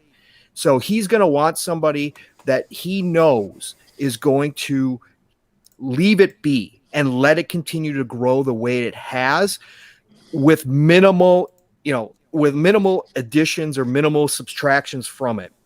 And I think Microsoft is slowly proving to him with all their studio acquisitions, with all their other Microsoft purchases, that they, like has already been mentioned, Satya has shown that he is willing to let companies handle themselves the way that they have been. Let them run the ship without trying to, go in and do mass changes or adjust a course, right? So I think all of that lines up to say that they're already probably had, I'm a believer, it's my opinion, again, nobody's heard anything, but my opinion is that there's probably already been talks there, that if and when Gabe decides to step away, that Microsoft is at least at the front of the line to say, hey, this is our plan for your baby. This is how we're going to handle it going forward. We'd certainly like to bring it into the Microsoft fold.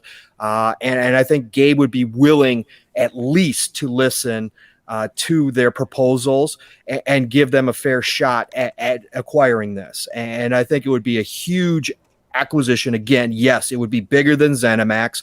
It would make sense from a lot of different angles of why they would want it. And why Gabe would want them to be the ones to take it going forward. So I definitely believe this is a possibility. Yeah, great point. You know what? Before I bring in Dreadpool, let me catch up with some of the super chats, and thank you for dropping them into the private chat so I can keep track of them. The first one comes from a good friend of the show, Michelle Alexandria, drops a very generous $2 super sticker that says, hey you, and hey you to you as well. Hopefully you are doing well, Michelle. Thank you for being here. As always, Pixelbit G shows his generosity once again with another $2 super chat and says, E3 time is around the corner. Don't forget that. Indeed, it is. And I'm sure they're already having meetings at Microsoft, at Sony, and at Nintendo to decide on how their digital events are going to be put for everyone to consume. That is going to be a week or two where Double Barrel Gaming is going to be having live streams each and every day of that week or both weeks. It looks like I might be even putting some overtime on the weekend as well. So get ready that if you're looking for E3 coverage, Double Barrel Gaming is going to have you covered tenfold.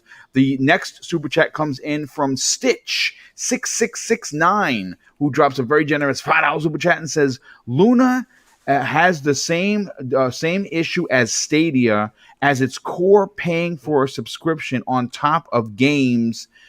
Channel is not good when Game Pass is one single fee. Good day. Indeed, I think that's a big problem where you have to pay for the service and you have to buy the games, and that is why Luna is going to die out sooner than later. Jeff Jewell in the chat drops a very generous $5 super chat and says, getting Game Pass onto Steam would be huge, but I'm worried that it may trigger antitrust issues.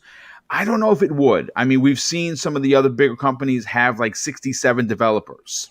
So I don't know if that would be, but you never know. You never know. And Gamer by Choice just is here, and thanks for hanging out with us. He drops an outstanding $5 super chat and says, wouldn't Valve give Microsoft VR capabilities? Indeed, they would. I think a Valve purchase would be a great business purchase if this is true. And again, this is just an opinion, but Dreadpool, listen, one of the reasons why we love having you, besides you being a diehard gamer like all of us, is you sometimes attack these topics from a business point of view that you get a chance to see with other companies sometimes buying smaller companies. Now, obviously, both of these conglomerates in Microsoft and Steam with Valve are just ridiculously huge and very rich.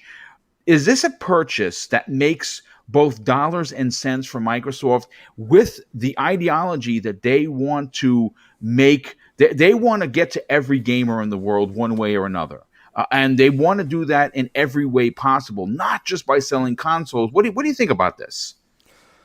Well, I think that they should go for Sega first, but this is not a Sega conversation, right? This is a Steam conversation. So when you break it down, right, and I'm going to use Sega as my basis on this, right? Sega is worth 4.42 something. I wrote it in the other, $4.42 billion. Round Right? it up. $5 billion. Yeah, well, okay. But that was as of 6 months ago. Okay. Now we know that Gabe Newell, he alone, in real time, is worth $4 billion. So now we're going to be talking about a Bethesda-sized deal. We also know that Steam itself, what do we say, is over 10? So it should be probably, let's just go with 10 just for the easy number, right? So that's close. That's in comparison, right? So that's not a bad deal. But like other people have said before, when you're looking at this, not everybody likes the Microsoft anything, right? They only deal with it because they have to deal with it. It's for whatever reason, Microsoft has a bad stigma. Hence why Xbox has a bad stigma, right? They shit the bed when they're not supposed to and make up for it after the fact. So for them to get those players, that is one way, other than the cell phone, to gather more players that you could say is in your ecosystem. Okay, so Steam can still be Steam. Steam can still be its own thing, but now you're not logging into Steam. You're logging into Xbox, right? But it's still considered Steam. So we have games that are on Xbox Play Store, right? On PC. We have games that are on Steam. You still have to log in, just like you have games that are on PlayStation. You still have to log into Xbox to play those games. So that's the whole thing. They're bringing all that in, and now you just have a huge mass of influx of players that are in your system, right? So now you have that many more people that you can use as influence as to why your player base is grown. You know what I mean? So now you have more reach. You have, so when you're looking at different aspects like that, yes, Dave and Microsoft had issues. Dave and Microsoft right now do not have issues. He is looking to retire. You think he wants $4 billion? I think he wants more than that. You know what I mean? Yeah. He's probably going to get $20 billion for the purchase. Right. And as a private company, that's easier. There's less red tape. So there is the monopoly question out there. Is this going to be a monopoly? But at the same time, you got Tencent. Look at how huge they are. Look at where their fingers are, right? They've got reach. So there's so many different aspects on this, but I mean this kind of makes sense. And for those that are thinking VR, that we'll finally get VR, we already have VR at Xbox. I still point out that you can actually hook up your VR headset to your Xbox One console and play games that way. Granted, you're not really playing VR games; you're playing games in VR. So, but in reality, what are we going to get out of this, right? What tech are you getting? Really, you're getting the people, you're getting some VR tech, you're getting the store, right?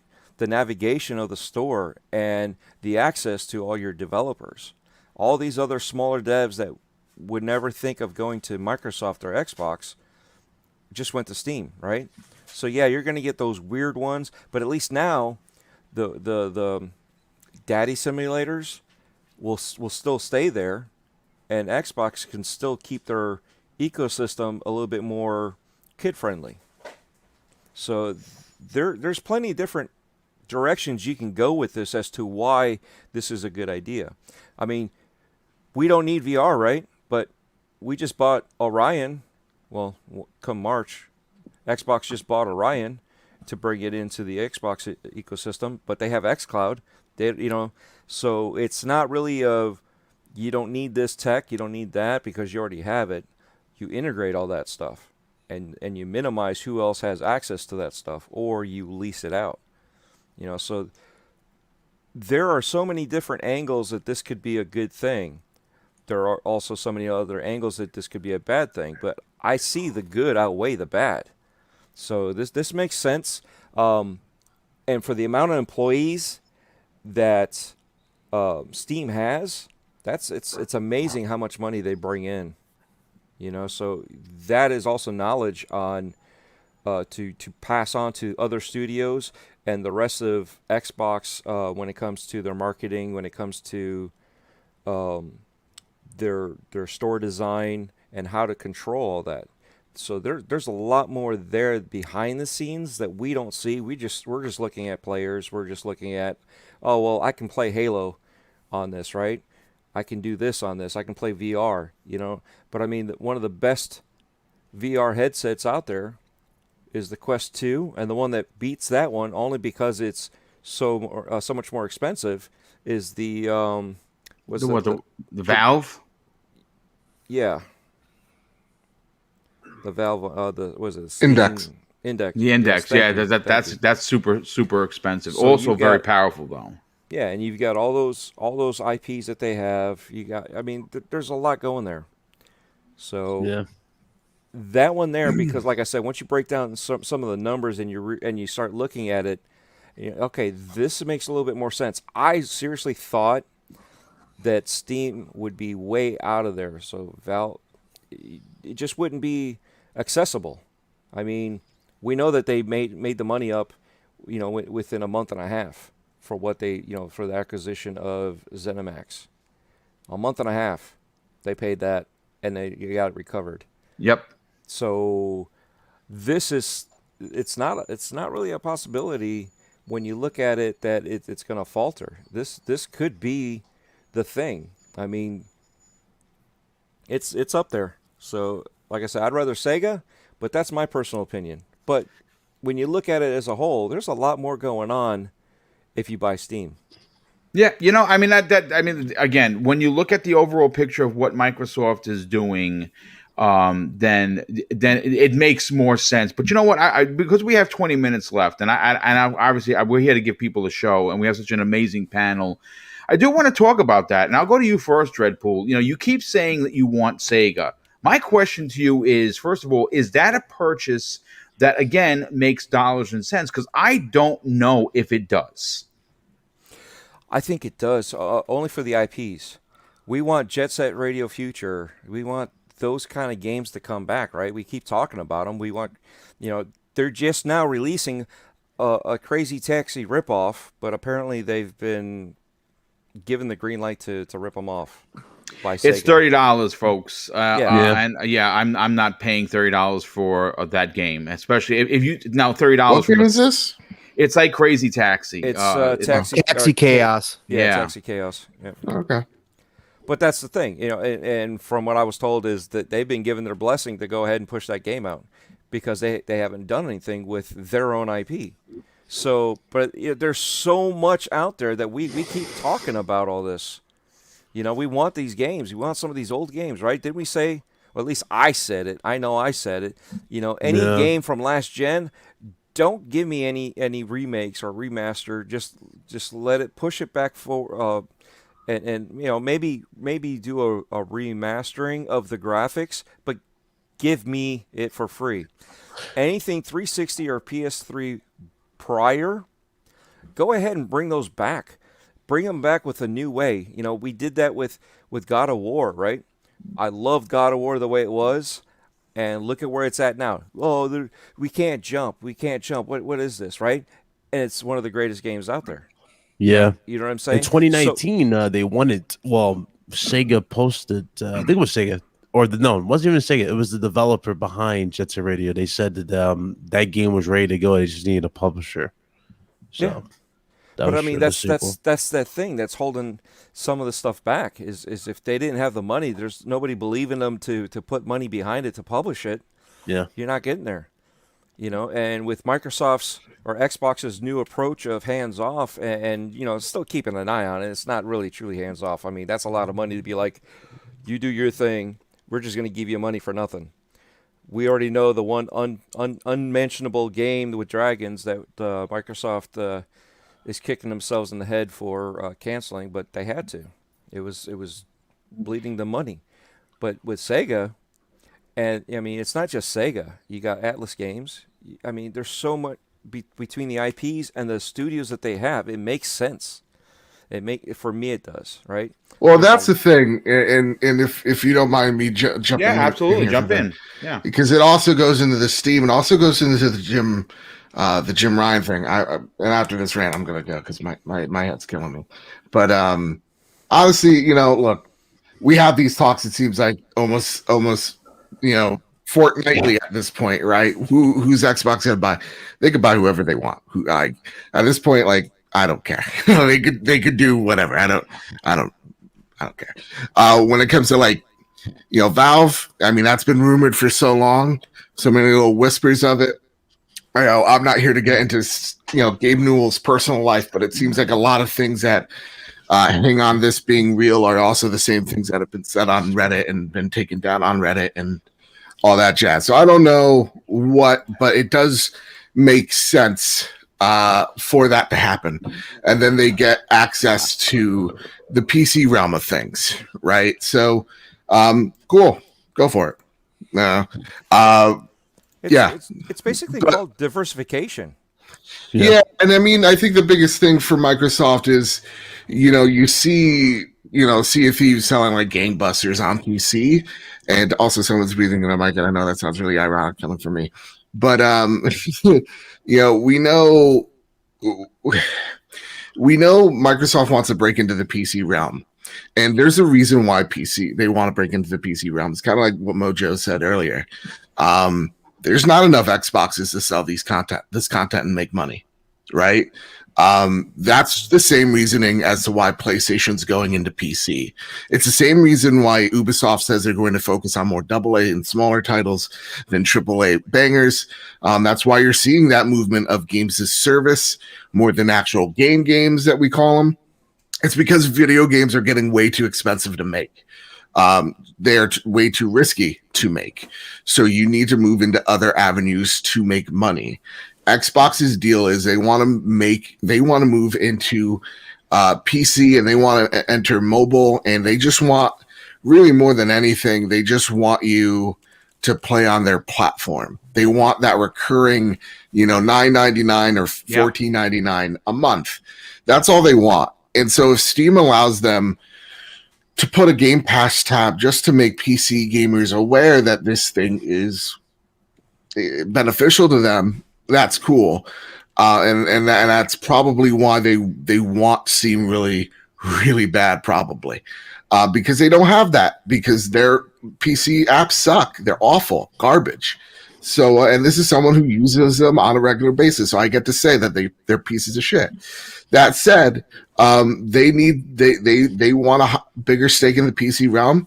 They want to make more money. They want to move their IP over to the PC genre, and they told you that when they first announced it. Hey, we're gonna make games on PC now, and it's gonna be really fucking awesome, because the Xbox ecosystem wasn't enough, just like the PlayStation ecosystem isn't enough for Jim Ryan.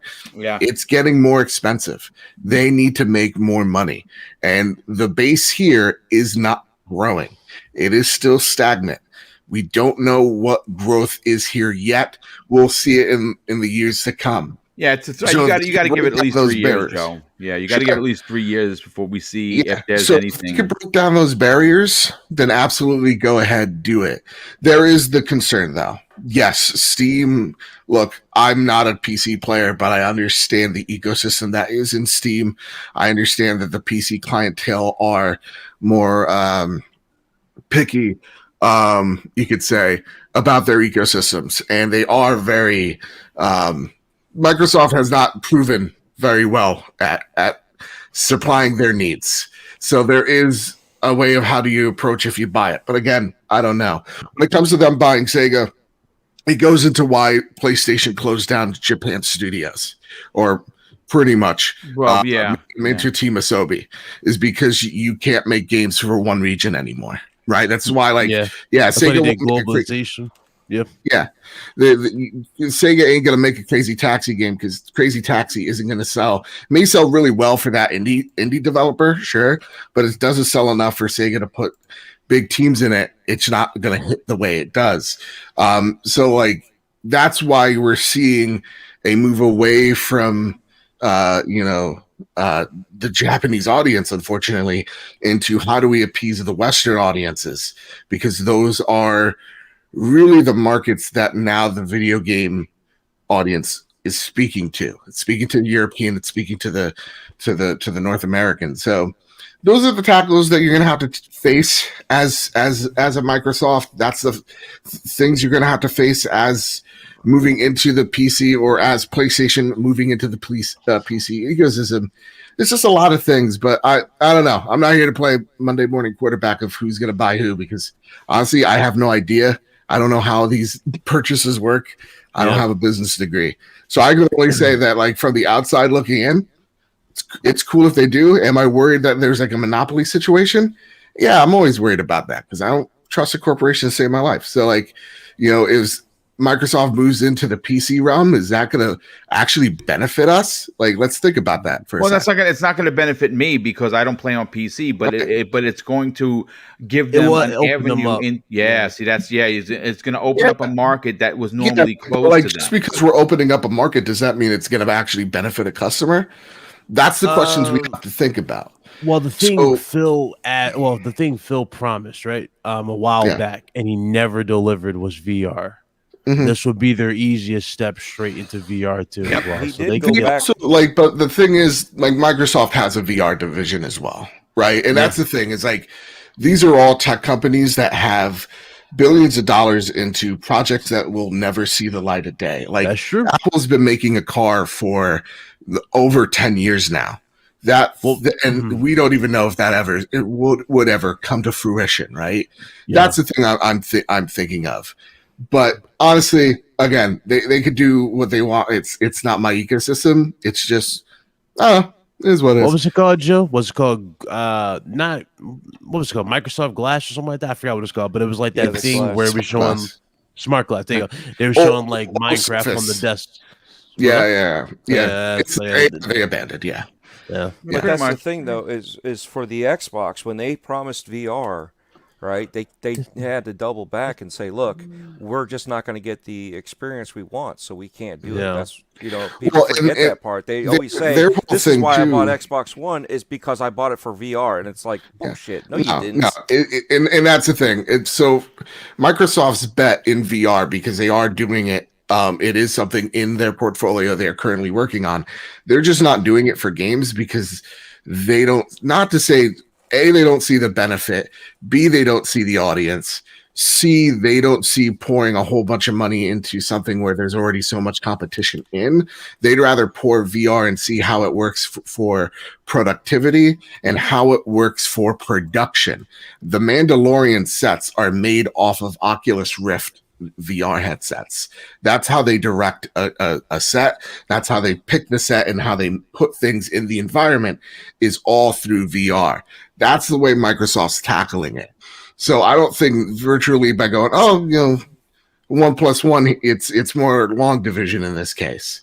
So I mean, it can happen, but these stories, the more we hear about acquisition, the less and less I'm enthused or even remotely care, because it's just like half the times they don't come to fruition, half the times it's not the way we think they're going to come to fruition, and half the times it's like a Bethesda deal. It's like, oh yeah, this is cool.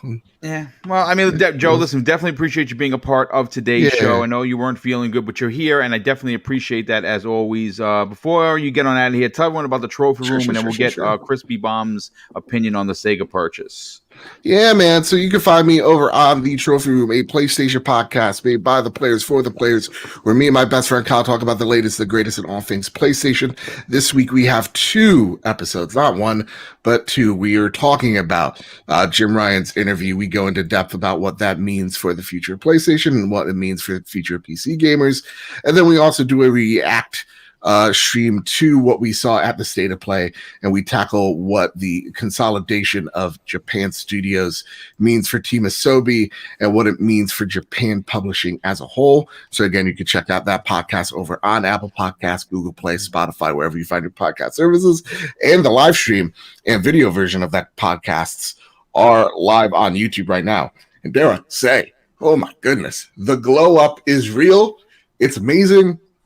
You should go ahead and take a look. You can follow me over on Mr. Badbit and PS Trophy Room on Twitter. And that came all through my noggin. So now I'm going to go take a migraine nap. Everybody, I love y'all. Stay safe, wear a mask and all that. Love you too, Joe. Take care, brother. Later, bro. So, Crispy, let's get your opinion on the Sega situation. Again, this is something that people have been calling for. Me personally, look, I am a Dreamcast connoisseur. I still have 2 of them, the Japanese, the American. I have over 90 games in storage. Dreamcast, my favorite console of all time. Though I don't necessarily know if a Sega purchase would be worth Microsoft's time. Do you? No, because they're basically releasing a lot of their games on Game Pass already, and that's the whole thing. They see the benefit from what Sega is doing. I'm sure Sega sees some kind of benefit, and they're getting out games that to the Western market that they haven't really been able to get out. And that's the thing. I mean, it would make great sense for us gamers for Microsoft to purchase Sega, because then you open up the piggy bank to some of these IPs that may not be a huge AAA game, but could definitely have an audience on Game Pass.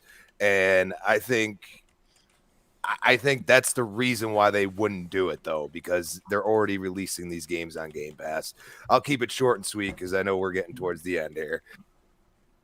Okay. I mean, listen, I love the opinion. And again, not for me personally as the top of the list, but we don't know what's going to happen. But folks, we're at the 2-hour mark here.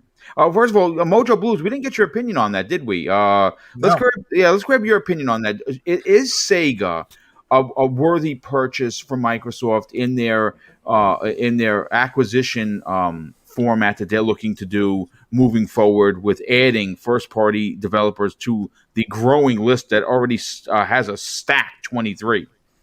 No, I believe it would be, Boom. Anything that's going to give you that many more games and a lot of old IP that they'll have, as well as new big IP like the Persona games.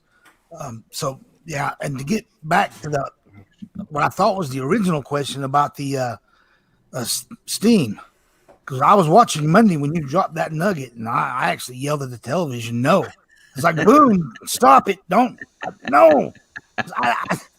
I really don't want Microsoft to buy Steam, and the reason being, way back when the OG Xbox dropped, I actually hated Microsoft.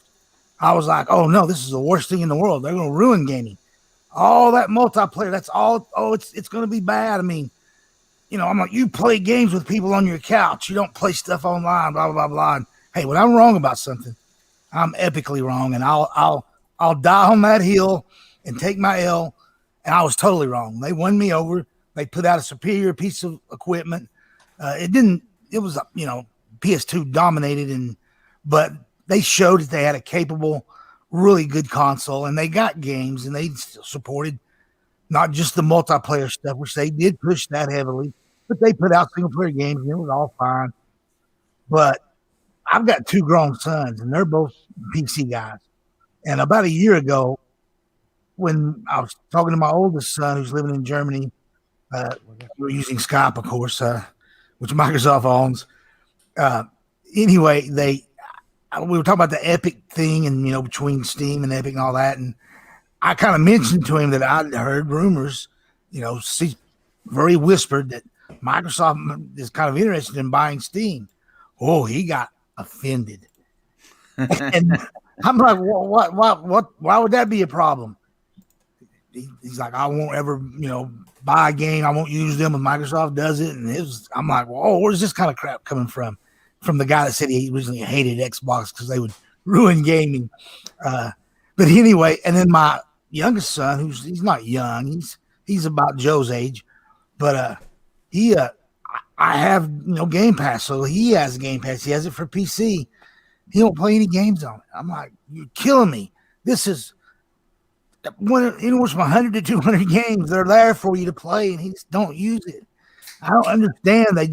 I'm worried that if they spend $20 billion, and that's what we're talking about, $20 billion to buy Steam, I really believe that there'll be a mass exodus.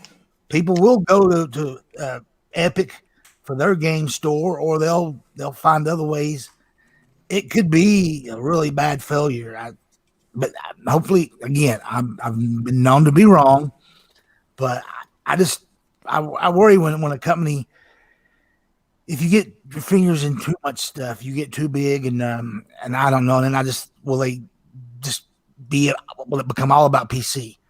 I'm a console guy, so actually, if they buy Steam, it makes no difference to me. I'm still playing all my games on my Xbox. That's what I do, or on my PS5. That's what I do.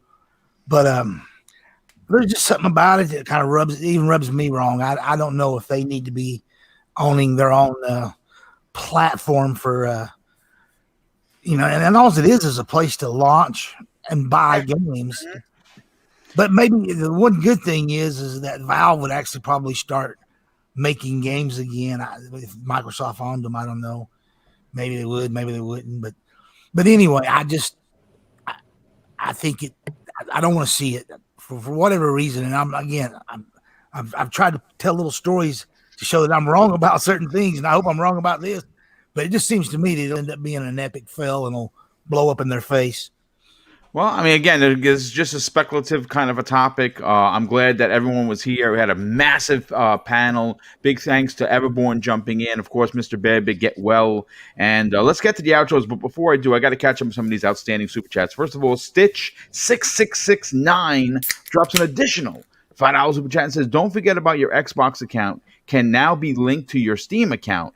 Do you all think that this has any implications to the rumors of the acquisition? I mean, it's interesting for sure. But again, completely speculative at this point. A good friend of the show, John B., drops an outstanding $5 super chat and says, just imagine streaming your Steam library on your Xbox console. That would be awesome. I mean, for some people, I suppose, but I don't think they would do that. But again, we never know. JD Gamer, generous friend of the show, drops an outstanding $10 super chat and says, Sega is a wonderful purchase because of its IPs and its PC development capabilities. IPs like Crazy Taxi, Virtual Fighter, Persona, and Yakuza developers like Relic and Creative Assembly are great PC devs. Indeed. I mean, there's a lot to that argument that you definitely make great sense. Gotham Guy, generous friend of the show and good friend of Mr. Boomstick, drops an outstanding $5 super chat and says, just wanted to say happy Friday to Boom and the rest of the chat at work with my coworker Nikki, who's a huge gaming fan and she's loving the show. Well, first of all, Gotham Guy, thanks for your generosity in being here. And Nikki, welcome to the family and the show. Hopefully you'll subscribe to Double Barrel Gaming because this is the kind of great content you get each and every week, 4 times a week, sometimes even 5. JD Gamer drops another $5 super chat and says, a Sega purchase isn't just about access to their IPs, it's about exclusivity. Imagine all of the PS Persona players now on Xbox because of those games. That's an interesting and very valid point. Jeff Jewell shows his generosity once again and drops an additional $5 super chat and says, if Xbox wants to dominate strategy games like it does RPGs and shooters, then Sega and Paradox Interactive are obvious acquisitions. Again, another strong point. Reggie Mobile 9, good friend and generous friend of the show, he drops an outstanding $5 super chat and says, great show, Boom, and an epic panel. Happy Friday. Well, thanks so much for that, dude.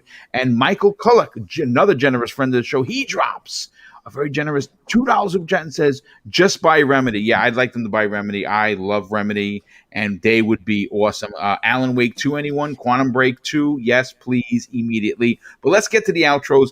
I'm going to start with our guests first. We'll start with Pong Soul. Pong, listen, dude, thanks so much for jumping in, brother. Really great to have you a part of the show, and you are becoming a regular on this program, and people are digging what you are putting down. Tell everyone about where they can reach out to you for a conversation and what other shows are you guest appearing on. Well, thank you so much, Boom, for putting up the signal and welcoming me into the show this morning. I just so happened to be home. I was glad I could do so. You can reach me. You can find me everywhere, Pong Soul, Twitter, Xbox, wherever. Friday nights, I am on always with Xbox Ultimate with Fun Speculation, aka Mav and Caitlin and 3-Bit, and hopefully we'll get Assassin Lupa back soon. But you can find us every Friday night at 9 p.m. Eastern time. And then Saturday nights, got a great show called The Shop Podcast with PTK Blam, Centurion, Fuzzy, Belvedere, and Stagorilla. Quick little show, usually runs just for a little bit over an hour, so check us out. That starts at 8 p.m. Eastern Standard Time. And then just like today, you never know where else you're going to see me or find me or hear me, so keep your eyes open. Yeah, I'm going to be jumping onto Blam's show the first week of, I believe it's April. I'm going to be coming there. This week is a little, this month is tough because Mrs. Boomstick is working on Saturdays, volunteering to help with the seniors at her center. But April, I'm looking to drop by and hang out with you folks, and looking forward to that because PTKM Blam is a gentleman, great community member, and love the Shop Podcast for sure. Mojo Blues, welcome back to the program, brother. Tell everyone, but what are the shows you're on, and where could people strike up a conversation with you? Well, besides Twitter, which I spend way too much time on, I'm on Mads Gaming's Next Gen podcast. We've been away for a while, but we're back now. We were on last week. Oh, nice. Mads and Jamie Moran. Yes. And there's a host of other guys that Mads put together a nice pool of panel members, so there'll always be 3 or 4 guys every week. We didn't go this week because he had some personal issues to take care of, but we'll be back next Thursday. It's a really, really nice show. On Saturday nights, I do my own show with a guy called the Gaming Werewolf, and it's basically everything but the Kitchen Sink podcast. It's not just gaming, it's gaming, movies, music, pop culture, whatever. A lot of retro talk too, because I'm kind of a big retro guy, as well as current console games. But anyway, that's my shows, and then people can always find me on Twitter, and never be afraid to die on that hill if you believe in something. I agree. But when you're wrong, take your L, and and I'll gladly. When I'm wrong, I'm usually epically wrong, and that's fine. There's nothing wrong with that. Listen, I've been more times wrong than I'm right, brother. So that's perfectly okay. It's how you handle being wrong that makes you a better man and a better person for the community to get behind. So thanks so much for being here, brother. Definitely appreciate that. Crispy Bomb, let's get you on out of here, brother. Thank you so much for your dedication to the show, and of course your awesome opinions. Tell everyone where they can reach out to you on social media, and more importantly, what other programs are you a part of? Always a pleasure, gentlemen. Shout out to the chat. Awesome chat today. Over 400 in here. That's great. And at Crispy Bomb on Twitter, Crispy Bomb 28 Xbox Live. And you can find me tonight with Pong on the Xbox Ultimate Podcast. Yes, guest appearing once in a while. So, it's going to be a lively one. It's time to drop into that one and check off another box, as we like to say. But Retro Renegade, 7 p.m. Tuesday nights, Thursday night, 8 p.m. now. I'm still thinking 7. Next podcast, and of course, you can find me back here on Breakfast with Boom.